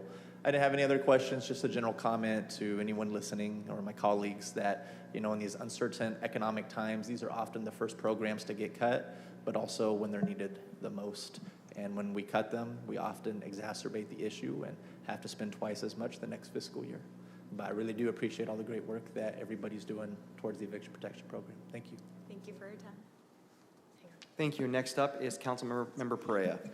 Thank you, Council President. And I just want to say that I share a lot in what Councilmember Maxwell just stated. This is a program that protects our residents' livelihoods and prevents homelessness. And so I will be very supportive in this upcoming budget to make sure that it not only stays in, but it stays in at an amount that is reasonable at the very least to maintain status quo. Thank you, Erica. Thank you, Andrew. Thanks to the whole team for your work on this. Thank you. Thank you, Councilmember. Next is Council Vice President. Thank you, Council President. I'd like to point out another case study for the public's benefit and for the council's benefit. You have Mr. H, who's a disabled Marine veteran with a service animal. He provided the landlord proper documentation for the need for a service animal. The landlord responded by serving him notice requiring him to get rid of his animal. The animal was necessary for him to manage his PTSD triggers, and he didn't have the money to relocate to a different unit. So the tenant was put in a position to essentially choose between his mental health and his housing. EPP intervened, informed the landlord that he had a legal obligation to allow for a service animal, and the landlord then allowed it, and Mr. H continued living there. It's these cases, legal counsel, that you all don't get as much privy to, but we do as council members. When we're in neighborhood meetings, in public meetings, our residents come to us with a lot of these similar stories, asking us to intervene. And part of the precipice for this program was to give the city an actual vehicle to intervene in these cases. I, unfortunately, represent a district that has a lot of slumlords, a lot of corporate slumlords, a lot of foreign investment slumlords who are continuously taking advantage of tenants. And as you noted, the 40% increase in rent, we've seen that. And 40% increase in rent feels different in a city where incomes are not growing by 40%, like they are in other parts of the state. So I would be in a position to ensure that this program continues. And not only is it the right moral thing to do for our residents, but the right budgetary investment for the city.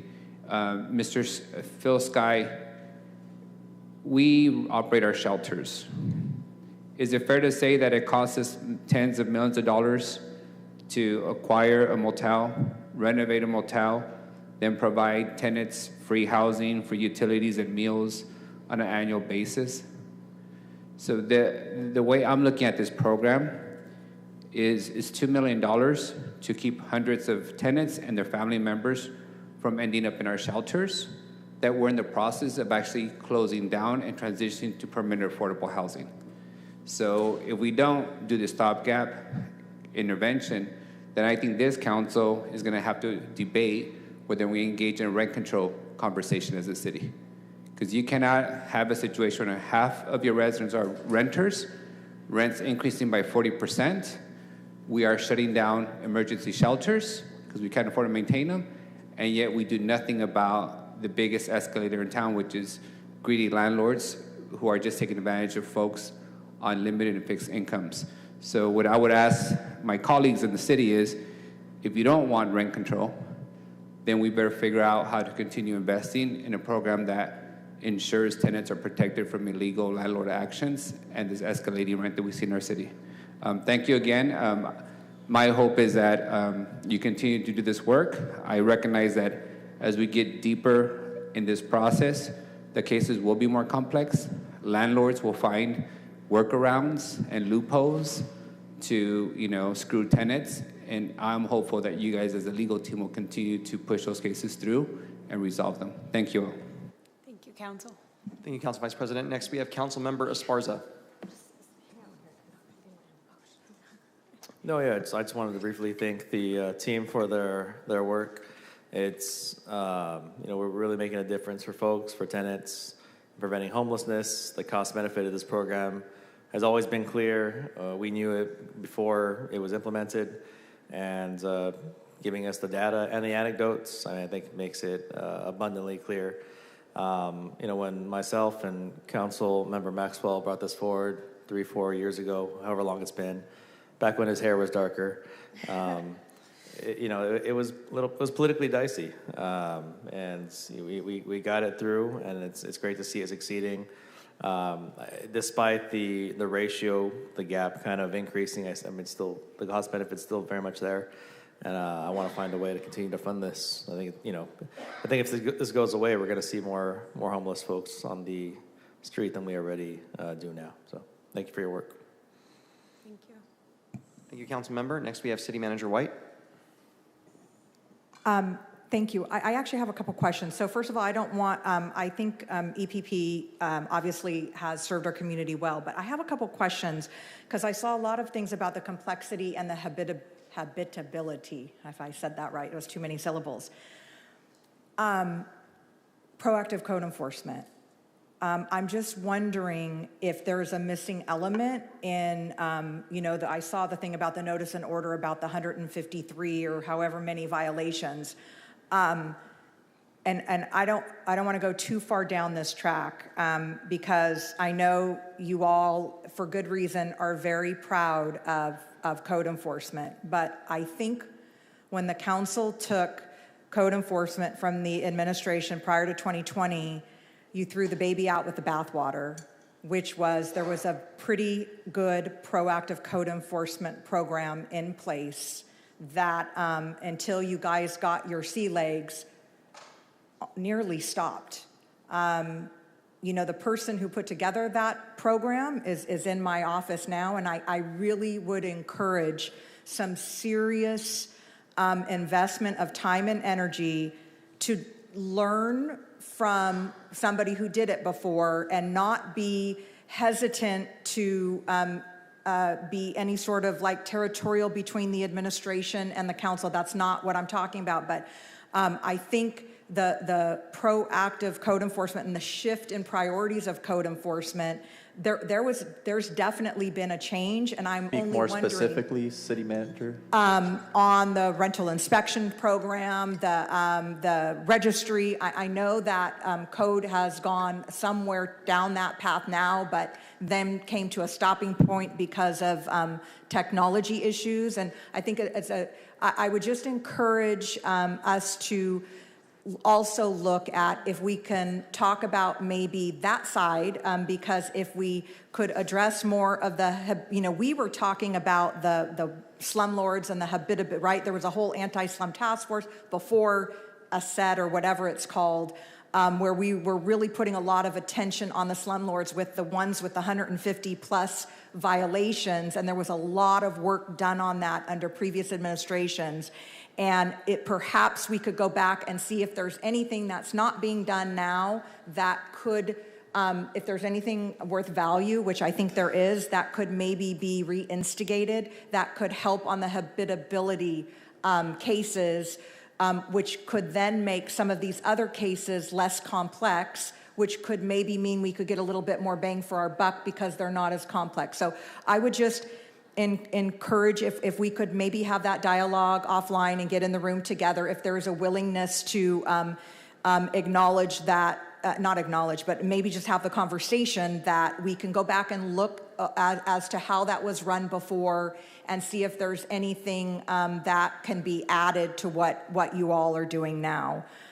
Because I think that's part of why we're seeing sort of the cost of the per case has, in some instances doubled, and hearing about the complexity and all of the violations. Once again, it's not a criticism. It just, whenever you have finite resources, right, you have to prioritize what you're going after. And that was, there was a focus on slumlords, right? Then there was COVID, then it was ERAP, then it was EPP, and I think we should go back and have some more of those conversations. Maybe there's nothing. Maybe there's no changes and everything is great and there's, everything is fine and we just keep moving down the line.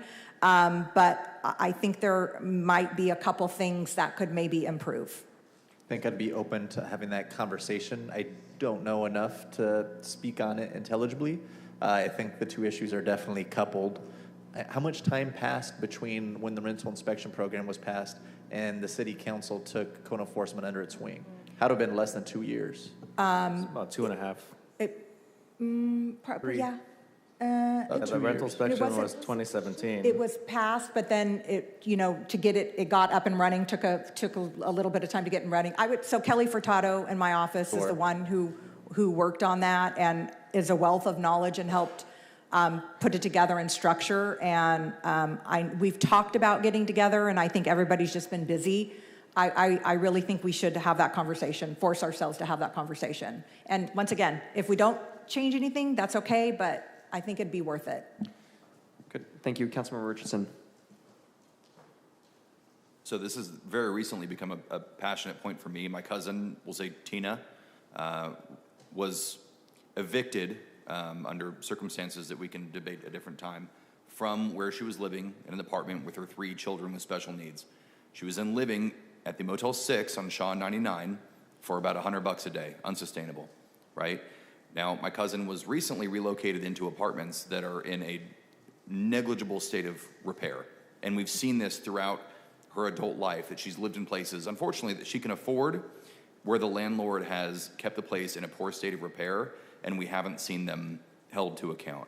Now, City Attorney, my question to you would be, are there any issues with like Fourth Amendment or takings concerns as far as barring someone once they've been found to be running a slum or running rental properties that are in poor states of repair, to prevent them from doing that again in our city and continuing this trend? That's something that we can definitely take a look at. I wouldn't want to give you that legal advice up here on the dais. Okay, I'll come by your office. I appreciate that. Thank you for your presentation. I echo what the city manager said and my colleagues over here. The first step in preventing homelessness or in fighting it is stopping new people from becoming homeless. So thank you. Thank you. I do want to thank staff, City Attorney, Erica. You guys have done a great job. The case studies really help us to really see perspective. You think you know what an eviction is, but the diversity and the types of evictions. One that you highlighted was Ms. T, and how the landlord just wasn't cashing checks, and it turns out she actually overpaid the landlord. Those things are very frustrating. And I don't know, in a case like that, how much proactive code enforcement would help that case, but definitely subpar living conditions, absolutely. It would put the landlords on notice so they don't act that way. I'm guessing, I remember the mayor when he was police chief would say, I'm going to fudge the numbers, but 90% of crimes are committed by like 3% of the people or something like that. We have frequent flyers, don't we, when it comes to landlords that are causing these issues? Do you care to mention their names today? No, I want to keep the confidentiality of the case studies for our tenants, but yes, generally speaking, there are some frequent flyer landlords that we see. And they use up a lot of their, let me put it this way. If you were to look at all the cases we've had for our budget, what % of our total budget that we spend of the taxpayer money in this city is because of those landlords, those handful of landlords that are actually causing most of the problems? Even if it's a rough number, do you have any idea? Is it over half? Is it less than half? I don't have a great estimate. If I had to guess, I would say it's a little bit less than half. It's less than half, but I don't want to be held to those numbers. I don't have those stats in front of me. Fair enough. In that, to be fair to what Councilmember Richardson just said, it's good enough for me. I agree. Okay, this Ms. T case. So what happens after? Obviously, because they have legal representation, things got settled. Do we go back and check or spot check and say, oh, how are things going with you? Or is the landlord retaliating? They can always call back, of course. Is there any of that? Yes. We'll check in with them before the case is closed out. That's a typical EPP process. This is the other piece to the complexity, is oftentimes when things are settled, everything's okay, a month later the tenant calls and says, okay, the landlord is retaliating again. And so then it kind of reopens that situation. So yes, there is follow-up and follow-through with folks to make sure everything continues to stay settled. Okay, and I don't want to give anyone who happens to be watching the impression that all landlords are evil. They're not, but there are some that can really cause damage to people's lives, and this program is to hold them accountable. I do want to say, earlier, City Manager, you mentioned that when it came to a certain issue, you didn't envy us, and I do agree. And when it comes to the budget, it's a tough time. I do not envy the position you're in. Everyone's pulling you in a million different directions. We are a service business, really. So when you cut something, it's hard. This is one of those, I think it's pretty clear there's a lot of unified council support, and I know the administration's supportive too. We'll decide what the number is, but I think you can kind of get that pulse out here of where we're at. I do want to really, again, I know last year when it came to the budget, this program was saved by Councilmember Maxwell. I was happy to second that motion, but I want to really just commend you for continuing to be an advocate for this very important program. We talk about stopping the inflow to homelessness, higher energy rates, higher bills. Well, getting evicted and having that eviction on your record is a big one. And what was that number? Was it 247? Let's go back. That was a big number on that chart. The number of evictions kept off a person's record, which means if they have to move on, they're able to actually rent another space. Yeah, the stat on the number of evictions kept off the record. It was in the hundreds, we'll put it that way. 237. 237, okay, I was off by 10. That's a big deal. That's the number that stood out to me the most. So that kind of shows us that we as a city are making a difference in reducing homelessness. And it's like, I think Council Vice President said, it's a lot cheaper doing it now than building out a unit or having to get someone with services, and they're unfortunately going further down on the economic ladder, and that's hard for them to recover from that. So well done, thank you so much. Any other council members? I have Council Vice President punched up. Yes, Council President. I just want to add some context and some history for some of the comments that have been made. One is around like these repeat offenders. I have them, you know. I think you guys know who they are in my district when it comes to slumlords, but they're literally the definition of slumlords. And what we discovered over time was that we had the city code enforcement department had become the default inspectors for that slumlord. As they have 20,000 units in the city, they would not repair the units up until they got a notice from code enforcement. And code enforcement does not proceed with the fine if you fix the issue. So our whole code enforcement team had essentially become a default inspection unit for the biggest slumlord in town. And they're still a slumlord now. We looked at treating them as an egregious violator. They have the ability to appeal every single fine and drag out their appeals for several years. So there is we have made attempts to deal with that. The other thing around council taking code enforcement in, one of my initial frustrations and why we led to the conversation having code go under the city attorney's office was that in past administrations, those slumlords, those landlords, would routinely have direct conversations with the administration and suggest that they were good landlords because their properties in the north were in good condition, their properties where they lived at, there were constituents, and it was a revolving door for us to be able to get the code enforcement at that time to zero in on the conditions of properties in our respective neighborhoods. So there is some lessons to be learned on how we can improve things, but what I'm still struggling with as a council member is I still feel we're playing cat and mouse. You know, I have several apartment complexes in the district that have been allowed to be vacant for years. You guys are inspecting them on a weekly basis. The landlord resecures the window, only to be broken in the next week, folks to be inside living in there, structures to be set on fire. And I find myself with the still same frustration I had in 2009 when I started, which is how do you deal with a handful of landlords that essentially own the majority of the rental properties in town? And they have refused, and some of them have made it a business model to allow their properties to deteriorate, knowing that eventually they'll be burned down, they can cash in the insurance payment, and then they can sell the vacant property for pennies after they've cashed in the insurance claim. So I look forward to the conversation on the budget, but I do love the fact that this code enforcement team is very responsive to each council district. Not every council member has the same amount of apartments that I do, nor the same slumlords that I do. And it's important that that continues to be the response of the code enforcement team to respond to the urgency, the unique set of circumstances for each council district. Thank you all. Thank you, Council Vice President. Councilmember Perea.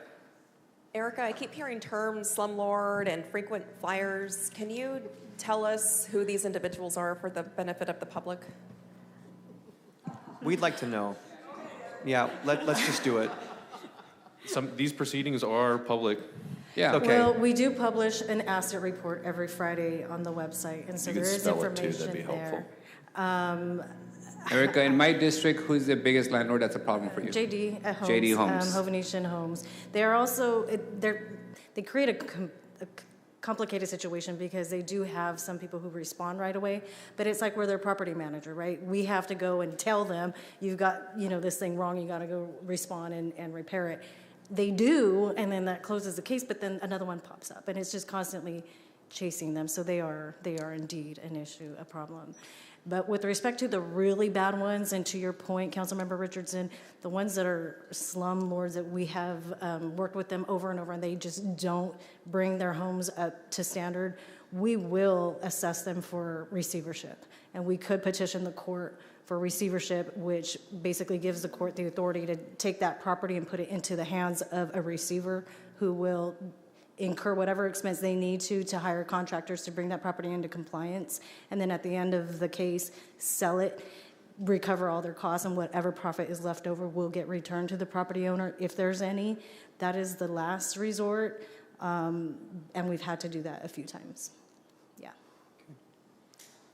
Are there any other ones, Erica? That would be good to know. Oh gosh, that come to mind. Jeez, where's my staff? I just know that a lot of this is public information, and so we don't need to protect.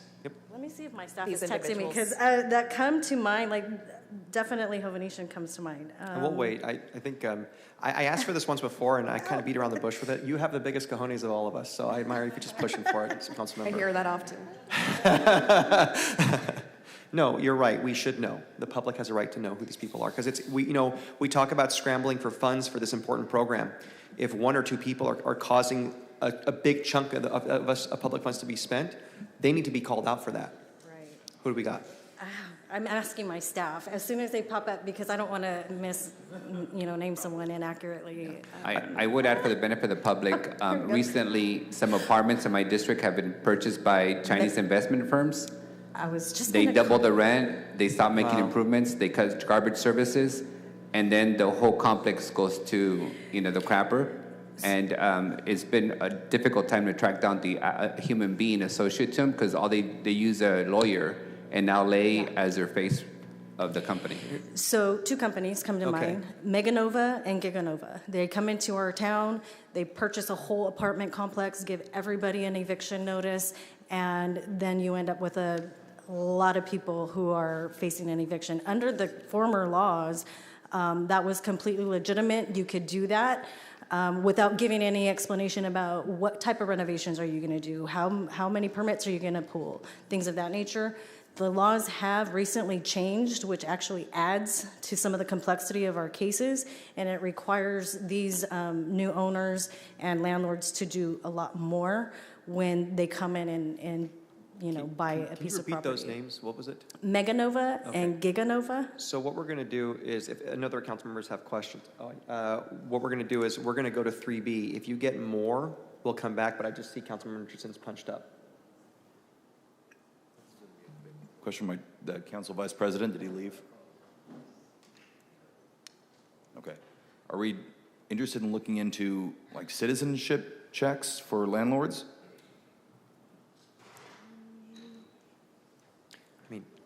No, the issue has been under the city's current ordinance for registration of your renter. You're only required to disclose the name of the company, not the individuals behind the company.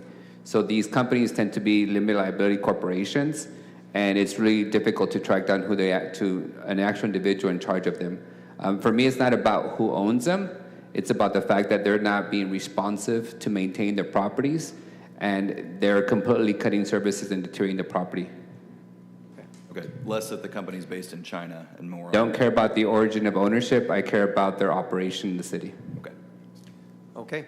Thank you very much. That concludes this item. If you get more names, we'll hold for you. Come back and let us know, please. Certainly will do It'd be that. good to know. Thank you, everyone. We're going to move on to 3B, and then we're going to go back to the consent calendar. So are we ready for 3B, staff?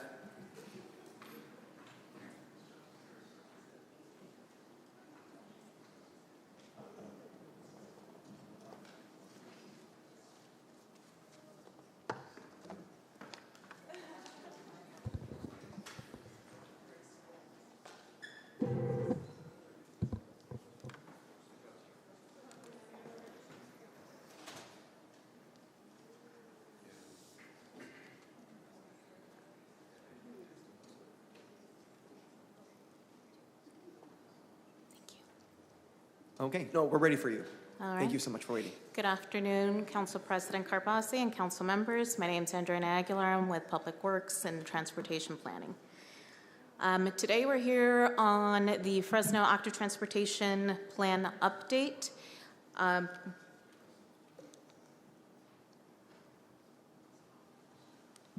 There it is. So the action that we are asking from council today is to select 3 corridors that we have listed to be able to push through for a 30% design. Back when the consultant agreement was approved back in 2024, it was directed by council for staff to bring back these possibly selected corridors for approval by the body. In today's presentation, I'll go over some of the visions and goals of the ATP, where we are at currently in the schedule and where we will be at the end of it. some public outreach that we've done, selection criteria that was used to be able to select these corridors, how the public was involved at that point, just some different types of bicycle facilities to explain what we mean by class 1, 2, 3, and 4, and then ultimately the final steps and mapped out corridors to get you an idea where they are.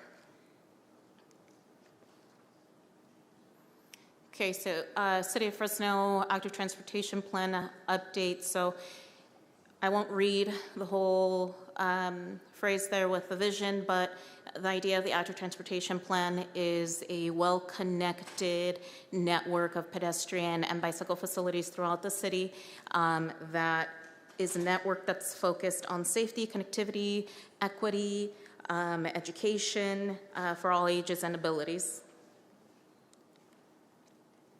So the process started in 2024. We've gone through, the selected consultant has gone through the existing conditions, our current plan, evaluated that. We went through, did an interactive map tool. Ultimately, we are here in 2025 spring, wanting to move forward with this 30% design to be able to ultimately come back to council in the fall for an adopted plan. As part of the public outreach, a steering committee was put together, different agencies, both city departments, Fresno County Health, Fresno County Public Works and Planning Department, along with other agencies. We have completed 2 workshops open to the public to explain, first to initiate and explain what the ATP is and how we were going to need input from the public. Then after that, also go out and explain what the survey was that we had out to gain some input from the public. We've done community tabling events. We've done 4 so far, 2 of which were more of a focused setting. The other ones were more larger events. The ones that have been recently are in partnership with Fresno Unified School District and the Parent University events. They just had one at Hoover, I think last week or the week before. It brings in thousands of families. Our survey, which had the map-based input, so somebody can do the survey, was a questionnaire of about 12 to 15 questions, and then they can pinpoint locations throughout the city where they'd like to see improvements of sidewalks or better connectivity, more trails, whatever it was that they were trying to communicate. Here's an example of what we have heard so far. Pedestrian-focused comments were wanting better sidewalks, improving the lighting, improving shading with trees. Cyclists want more protected lanes, bike lanes throughout the city, better connectivity. The most frequently mentioned corridors were Herndon, Shaw, and Friant. And the primary concerns are just with the bicycle infrastructure and making sure that it's good infrastructure and wide enough for bicyclists to ride through. That's as far in depth I'm going on this one, but once we come back for an adoption of or a presentation for that draft adopted plan, then we would go into more detail. Oops. There it is. Okay, so going back to what we're here for is to obtain a direction from the council on the 3 corridors to move forward for a 30%. To get you an idea of how these corridors were selected are key criteria. So we look at the street classification, collectors, arterials, subarterials, expressways. ADT was also looked at, the volumes on the streets, the posted speeds, whether they have on-street parking, how many conflicts would there be, what the bicycle facilities are right now, what they could potentially be. So all of this was looked at to create that longer list to go out to the public and get some recommendations from them. So as part of the survey, we asked, based on this long list, which projects would you like to see move forward into a 30%? And that's a 30% conceptual design. So from the community survey results, we got the downtown loop, and I'll show you what that kind of looks like, Palm Avenue and First Street. As staff recommendations, we concur with the First Street, the downtown loop, and we'd like to recommend Clinton from Weber to Blackstone. And the reason why we are recommending Clinton in verse of Palm is we've heard in the past from the public that Clinton is a desire. So it's not only through the survey, but other planning processes as well that some of the other departments are doing, such as the Tower District specific plan. We heard that through them too. Here are some examples of what a class 1, 2, buffered class 2, a 3, and a 4 look like. Class 1, think trails. So we've got the Midtown Trail, Sugar Pine Trail, the Herndon Trail. A class 2 is what we see most commonly throughout the city, where you have a designated bicycle lane. Sometimes if the street was wide enough, we can accommodate some street parking. Sometimes we can't. The Class 2 buffered is a designated lane with an added buffer, typically about 2 to 3 feet. A Class 2, those are bike routes. That's where the bicyclists and the motorists are sharing a lane. And then we have the Class 4s. Class 4s are separated bikeways with some type of barrier. So we have them on Palm. You'll see the green post, the Palm on our street, Tulare, Barstow.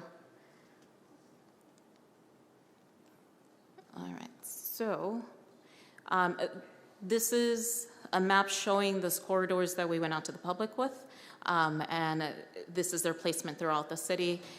These are the north-south corridors. These were selected because they fit the criteria best, and then they ultimately give you best connectivity from the north of Fresno down to the south of Fresno.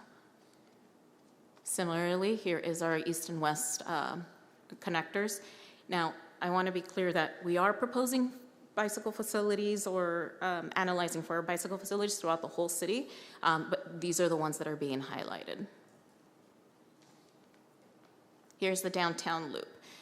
So if you start over on the northwest end, we have our Palm Class 4 moving south on Palm down to H Street, southeasterly down to Cesar Chavez, up Cesar Chavez to First Street where we currently have a Class 4.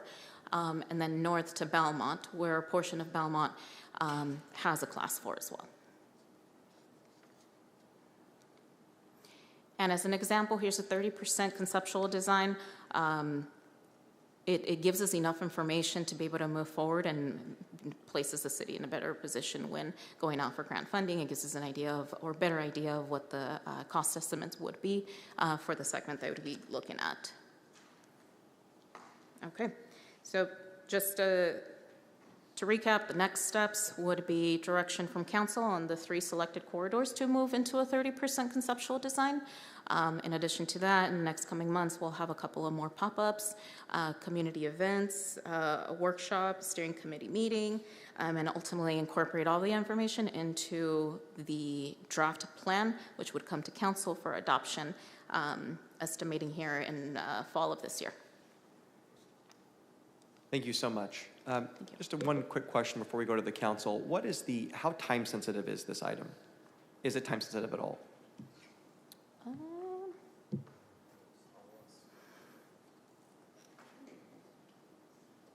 Do we have to make a decision today on this, basically? Well, good afternoon, Jill Gormley, Assistant Director, Public Works. The longer we put off this, the choosing of these quarters, the further we push the adoption of the plan. Sure. We do have funding requirements that we have built into the project.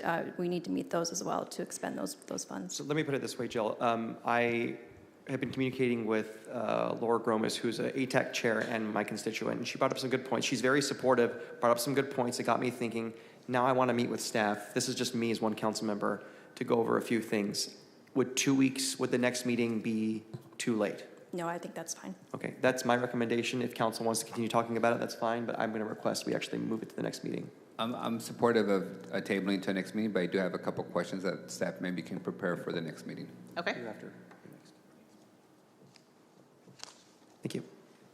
Oh, yeah, it's your turn. Yeah, you're up. So as this person who owns 4 bikes, and our kids actually, use the bikes in the entire neighborhood, what I have found about bikes is there has to be a destination, especially if you're trying to encourage people to use bike lanes. So my understanding, and we took a lot of heat, and staff did a good job of mitigating some of the issues with loss of street parking, but that all the meetings that we took, myself, Member Soria, Member Pereira, for the Palm bike lanes that now people love, was for the goal of getting to North Fresno. Now it seems we're walking away from that, and instead of trying to divert us to take First to North Fresno. And it goes back to destination. What is the destination if you take First Avenue from, in your proposal from Hazelwood to Friant?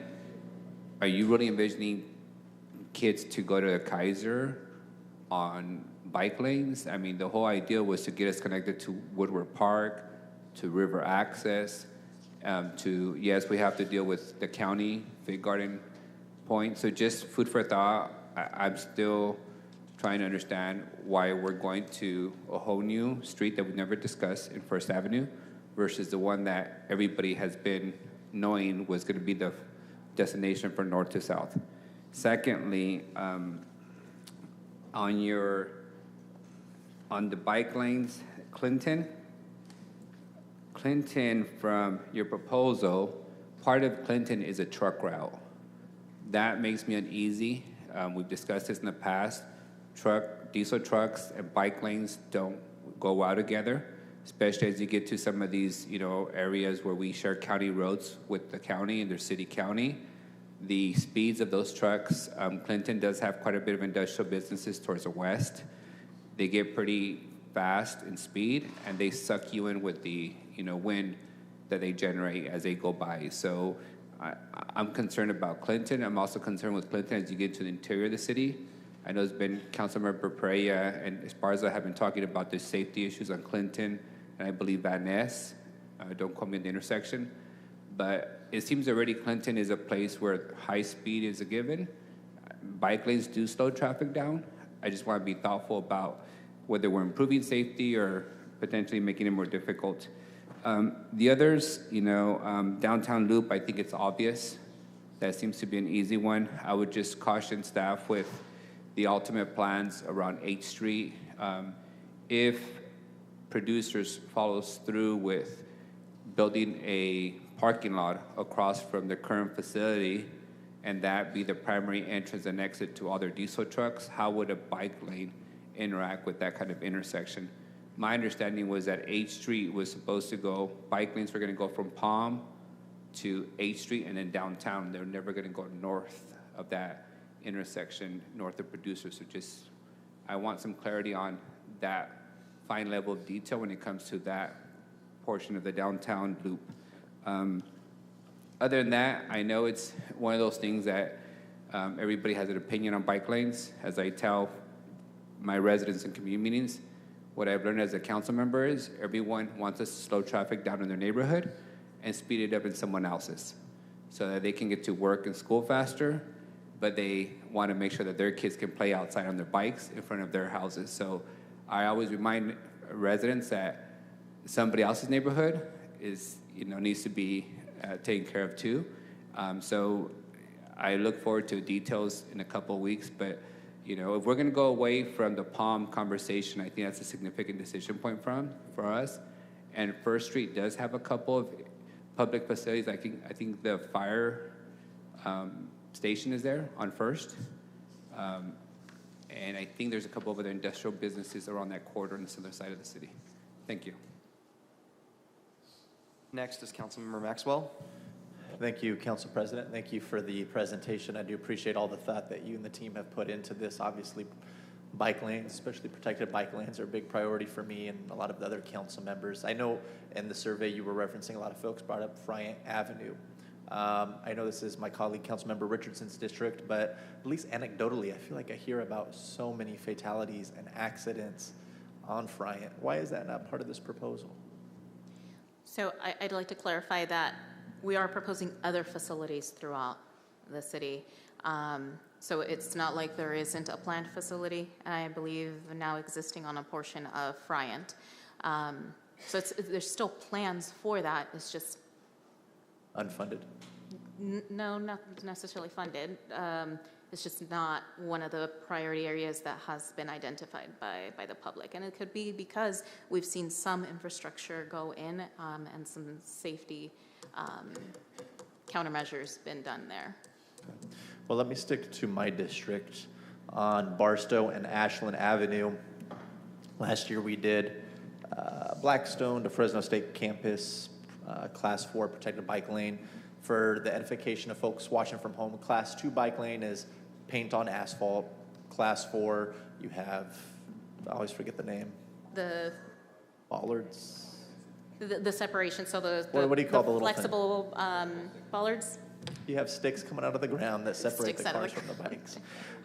The issue I have is when we have proposals that are a little bit inconsistent. So they switch back and forth between Class 2, Class 4, Class 2, Class 4. I have a sense that a lot of folks are not going to feel super comfortable taking these, even if a lot of it is Class 4, if for good chunks in between, they're essentially protected only by paint on an asphalt. I feel like we have to make these consistently Class 4 from one end to the other. And so I'm trying to get a better understanding of why, like on Barstow and Ashland, it jumps back and forth. Is this right away? Is this financing?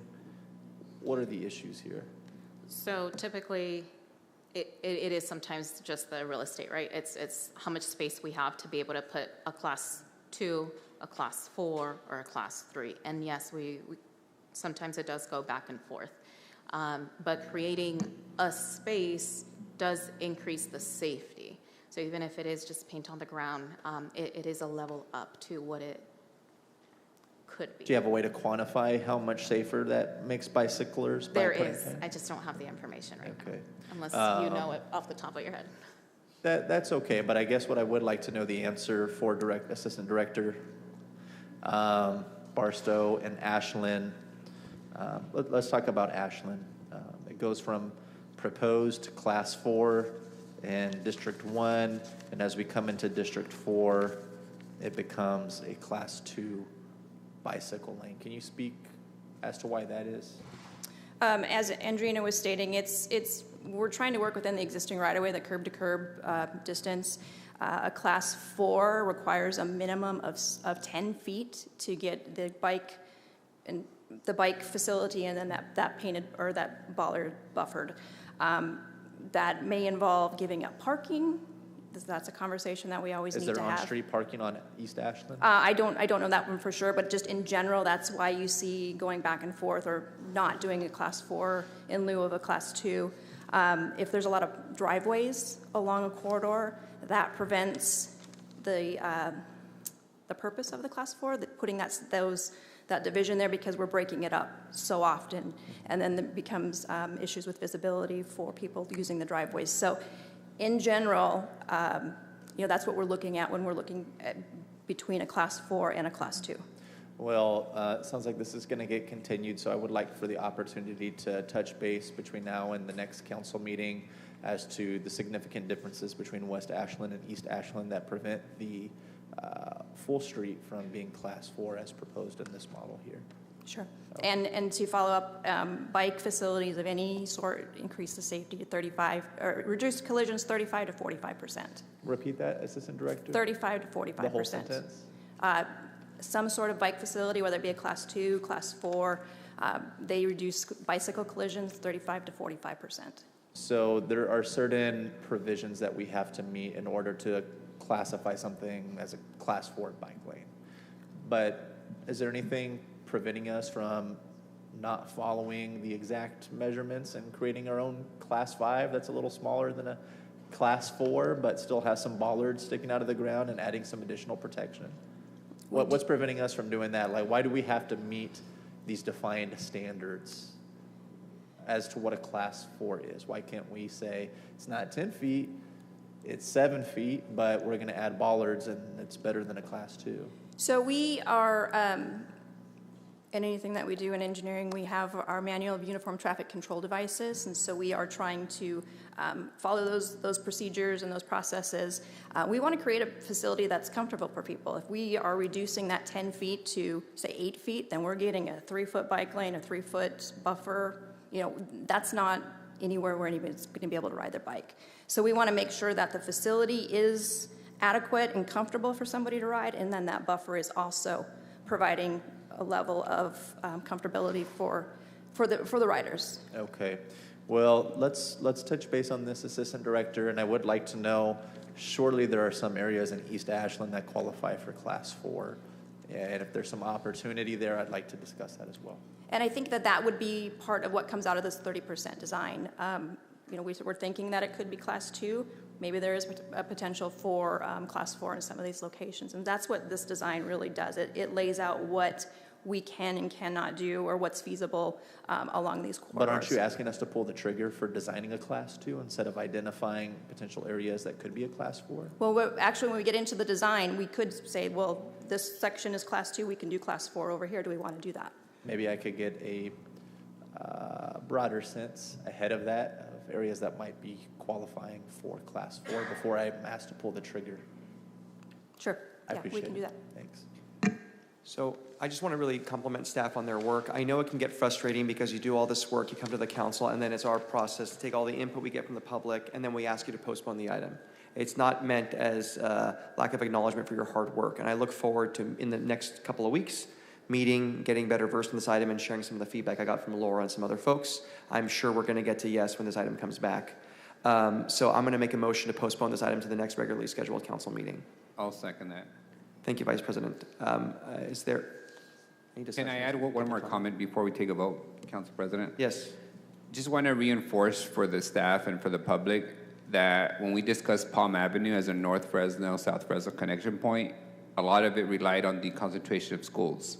So Palm Avenue has Muir Elementary, Fresno High, Hamilton, Powers Ginsburg, Wawona, Bullard Talent, Bullard High School, all on that corridor. There's very few streets in Fresno where you have that many schools, all access through the major arterial road, plus it has 5 churches that are on that corridor with the ultimate goal of river access at the end point. So just want to reinforce that what was sold to us years ago, that's why we went down this path and got beat up by the public over the transition of lost parking and protected bike lanes. And so thank you for the time, and we'll see you in a couple weeks. Yeah, I have a very different view about Palm, and we'll talk about that when we have our meeting as well, and we'll come together as a body and make a decision, but I do appreciate the points that were made, because ultimately it is about river access for me. Public comment, correct, on this item? It's a resolution. Well, we're postponing it. You're postponing Okay. it. What if there's someone who's been here listening to your conversation? Okay, thank you so much. Then we're going to move on to the next item. We're going to go back to the consent calendar, and thank you all for your patience. So that was No, this is regular. unanimous for the... I'm sorry, yeah, there was any opposition to postponing the item to the next meeting? No, unanimous, 5-0, 6-0. Next is consent calendar. Do any council members wish to register a no vote, abstention, or recusal on any consent items? And then the pulled items, we have 3, will be heard immediately after consent. Any council members? Okay. We're going to take public comment now on all consent, including contested consent items as well as closed session items. Would any member of the public like to speak on items on the consent calendar or on a contested consent item? If so, each speaker has 3 minutes. I do have one card from Ivanka Saunders regarding 2V and 2W.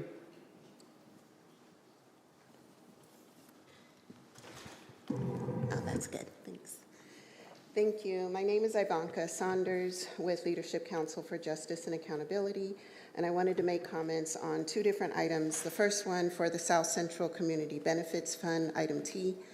Thank you for moving forward with this program. Residents close to this project would like to see the boundary for eligible applicants be extended to 1.25 miles because the current proposed radius extension divides the homes of the same community of who would be and who is not considered eligible, yet they are all impacted by the same industrial impacts. We ask that the guidelines of the CBF be amended to extend the radius of eligibility and continue the public engagement. The other comment I wanted to make was regarding the notice of exemption for South Central for extension of drinking water and wastewater services to residents in South Central Fresno. We also appreciate moving forward with this program. For years, residents have advocated for access to these services, and we are pleased the city is taking the step forward to expeditiously get these critical services to community. We look forward to continue to work with the city staff, partners, and residents to continue to move this project forward. Thank you. Great. Any members of the public wishing to speak on closed session, contest the consent, or consent, please do come up and identify the item you want to speak on. Okay. There being none, we're going to move on. I'm actually going to take unscheduled communication right now. I do have Hester Hensley. I believe you have been patiently waiting, and you will have 3 minutes.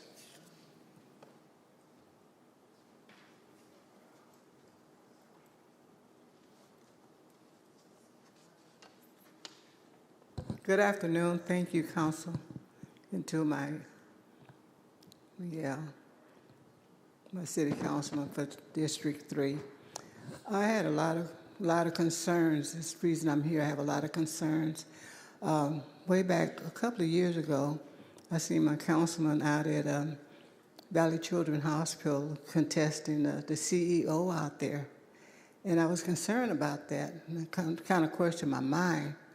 So I laid it aside, and a year or so, a year or two later, a year and a half later, I seen where he was going to change the street names, California, Ventura, and Kings Canyon. I kind of put that in my mind and laid it aside also. My concern was that since it was farm labor and Cesar Chavez was a farm worker, labor for farm workers, that why was the avenue from California, Ventura, and Kings Canyon taken, since it was doing a concern about farm, why wasn't it taken from Polk Avenue, California and Polk Avenue, back to Kerman, which is farm land and farm workers out in that area. So I was really concerned about that. And then I kind of put that aside, and most recently, and you just now finished speaking about the bike lane that was put in Southwest Fresno. My concern was about that is that it starts at the corner of Thorn and goes around to west. It doesn't have a lead or a stop. Where is it going? I mean, where do you go? What's the destination? What's the destination for that? Where is it going to go from there? But when you talk about Palm Avenue and where the bike lane is there, I could see a reason for it there, but I can't see a reason for it in Southwest Fresno. A lot of our children don't even ride bikes anymore. They don't play with kikes and all that. They have their computers, they have their cell phones, they have their tablets. They're locked up in their homes playing with those things. Bicycles are not interesting to them any longer. So I just was baffled over that. So that's why I wanted to talk about is that why didn't you think about taking California Avenue from Polk out to Kerman, where it would have been more beneficial? It goes down in front of my alumni, Edison High School, and I couldn't see no sense in that. And I could see it, but then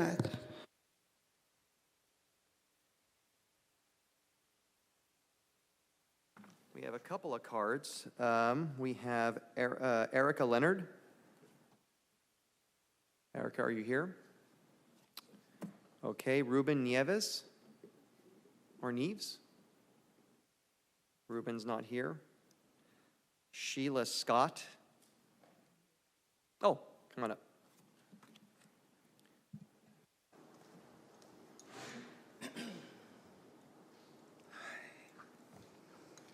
Well, good morning, good afternoon, and good evening.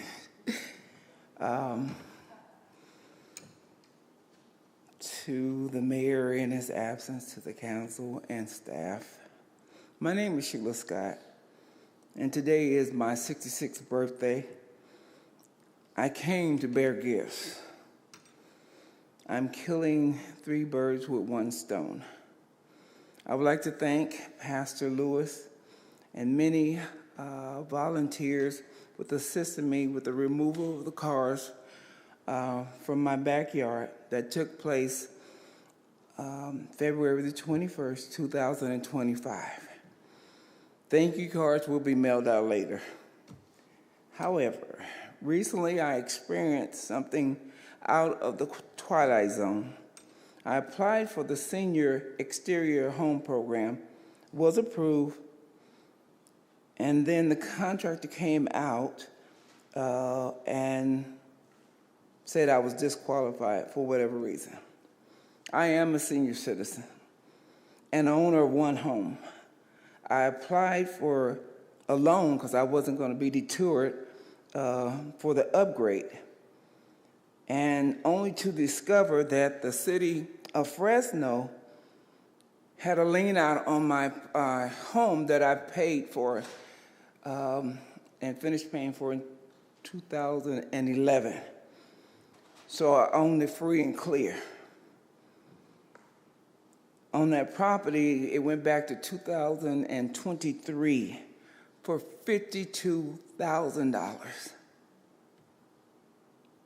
for abatement. I don't know where they got this from, the amount that they did the abatement on the property. That wasn't true. Oh, Jesus, okay. So anyway, I'm here today because I've tried to reach Councilman in District 3 there, and I wasn't able to get by phone. I said, well, I'm going to have to go, I'll just go face to face. I have 2 requests. That I get a meeting with you, sir, from District 3, and for code enforcement to provide me with all the paperwork that is pertaining to 336 West North Avenue, past and present. Thank you, and have a blessed day. Thank you very much. The last card we have is for, forgive me, it's a bit difficult to read the handwriting, Abad Gonzalez. Is there an Abad or a Gonzalez here? Okay, this is going to be last call for unscheduled communication. If you'd like to speak on items not on our agenda, you'll have 3 minutes. Okay, there being none, we're going to move on to the next portion of our meeting, which is contested consent. Council President, if I may, Miss, yes. If you can just wait a moment, our city attorney is going to get your contact information. Yeah. Thank you. Thank you, Council Vice President. You got it. Thank you very much. So next is contested consent. As items are called, we will go first to the council member, in this case, Council Vice President, who pulled the item, then refer to staff as necessary. And as a reminder, we have already taken public comment on these items. The first item is 2F as in Frank.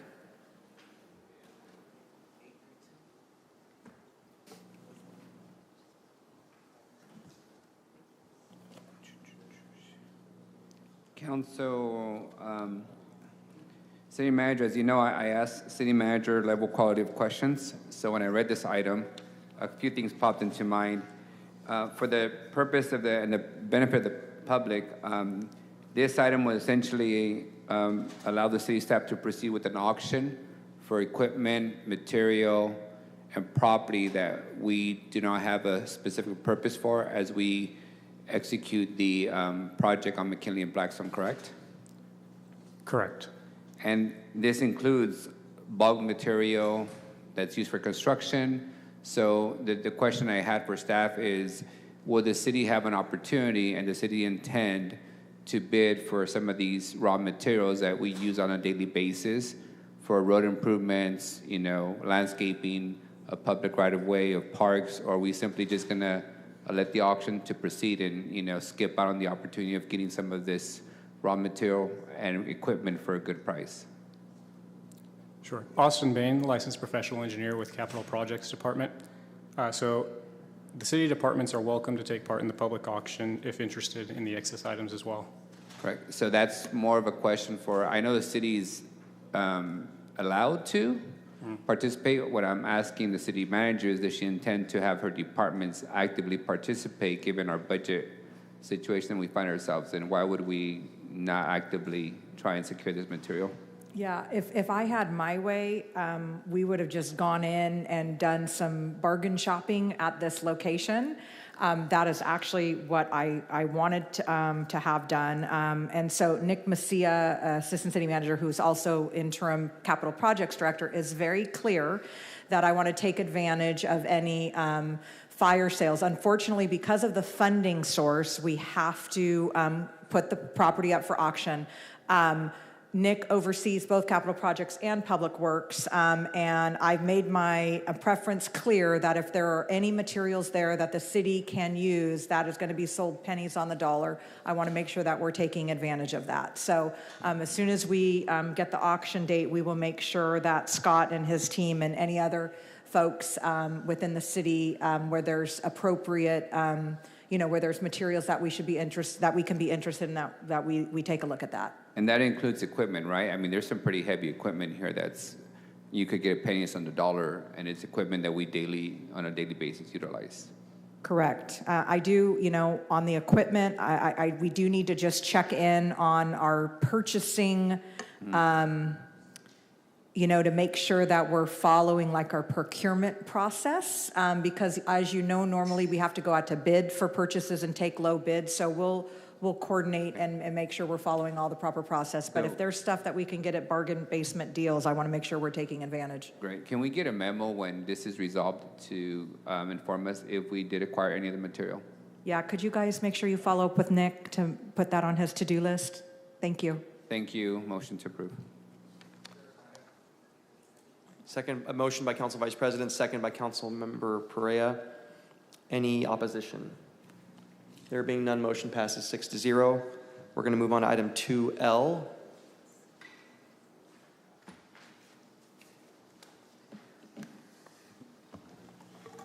And Council Vice President, you have the floor. Thank you. For the benefit of the public, can you walk me through what you're proposing to surplus?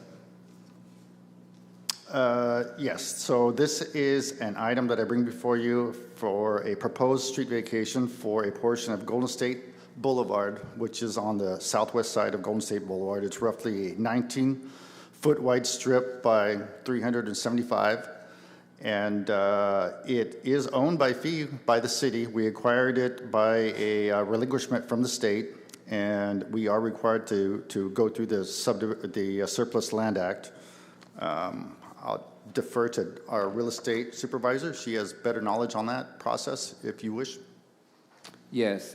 Here's where I'm concerned. I've been very hesitant to relinquish city right-of-way property to private owners without a clear understanding of what is intended for the property. As you know, this sector of the city has a lot of dump sites, a lot of encampments, and if we just turn over a property to a limited liability company out of state, we're going to be chasing tails to get them to clean up their property that we just handed over to them. So what is the plan for this property with the new owner that you guys are proposing? I can answer that, actually. This is part of a condition of a tentative parcel map, and the owners are required by a condition to improve that area that's just adjacent to the vacated area. There will be repaving, a 7-inch thick pavement area there. They will be constructing curb and gutter that will taper in as it approaches Jensen to improve that turning lane. That's part of the process there. So that's what's going to be happening there. So They're subdividing it.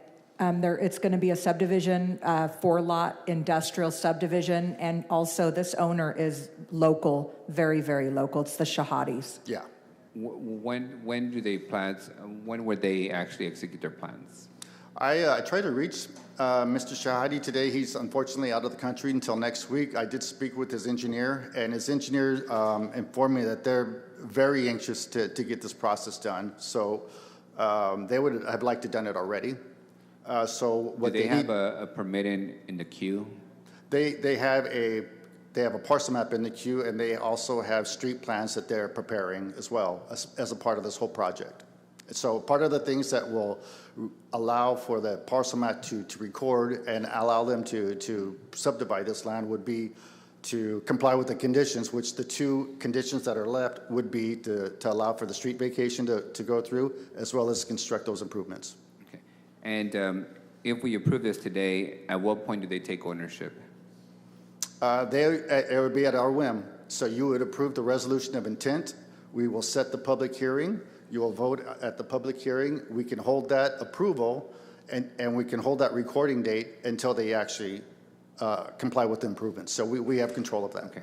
I just want to make sure that we, as a staff, know who actually owns and controls the property. Yeah. Because encampments and dump sites occur every day. I don't want to be in a situation where we're imposing a ton of fees for the property owner when we're the property owner, or people suggesting that we don't have a right to clean up that, right of way. So those are all my questions. Thank you. Motion to approve. Okay, I will second that. Any other discussion among council members? Any opposition? There being none, the item passes 6-0. The last contested consent item is 2T. T as in Tom. Tango. Tango's better. There we go.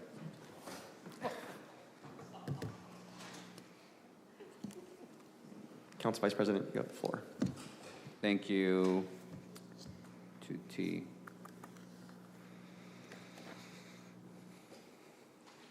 This is a community benefit fund? Correct. And you're proposing to extend it by 1 mile? So this is the Community Benefit Fund. Remember when we established it, was a pilot program. Last year, the city directed a project that was appealed to City Council to pay into the Community Benefit Fund, and then we would apply it to that area. So when we looked, so this is for the Reyes Coca-Cola Bottling Company project. When we looked at the map, we identified that until you went out to the 1 mile boundary, there were not a significant number of city parcels.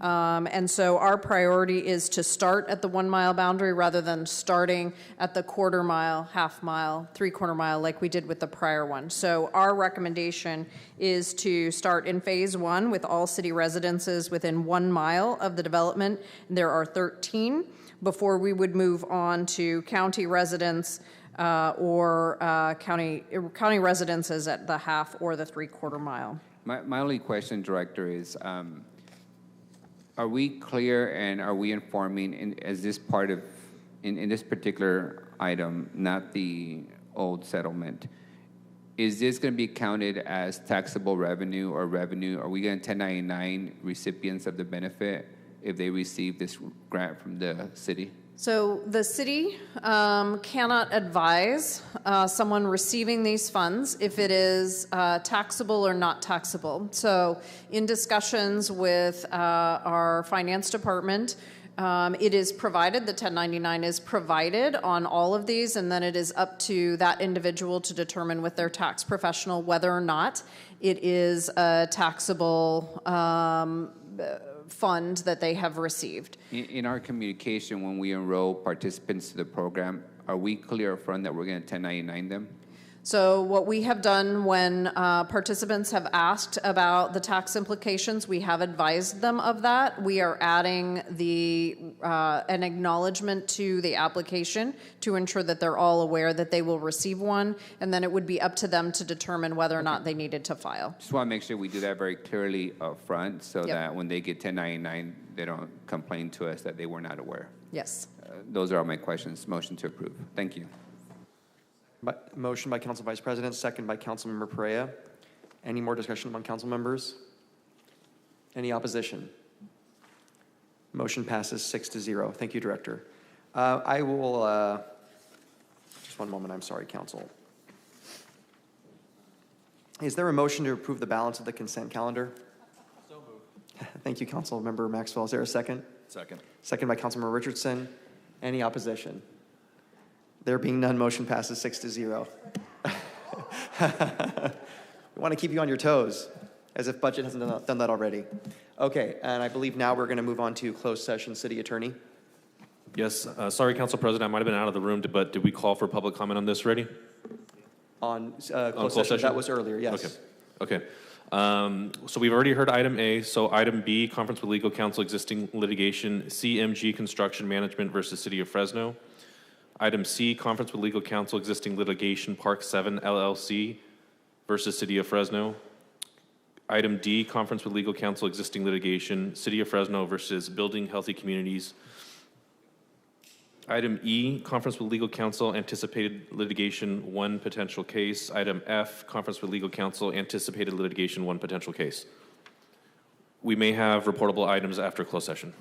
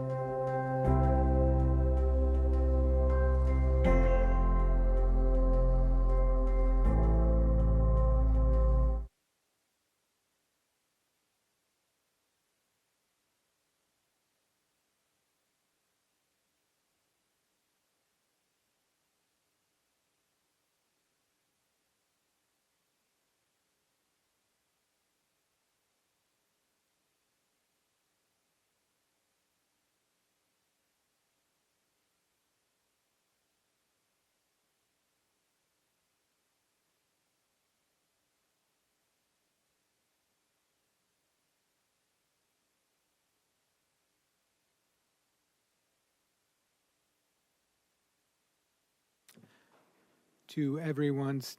Oh, nope. Okay.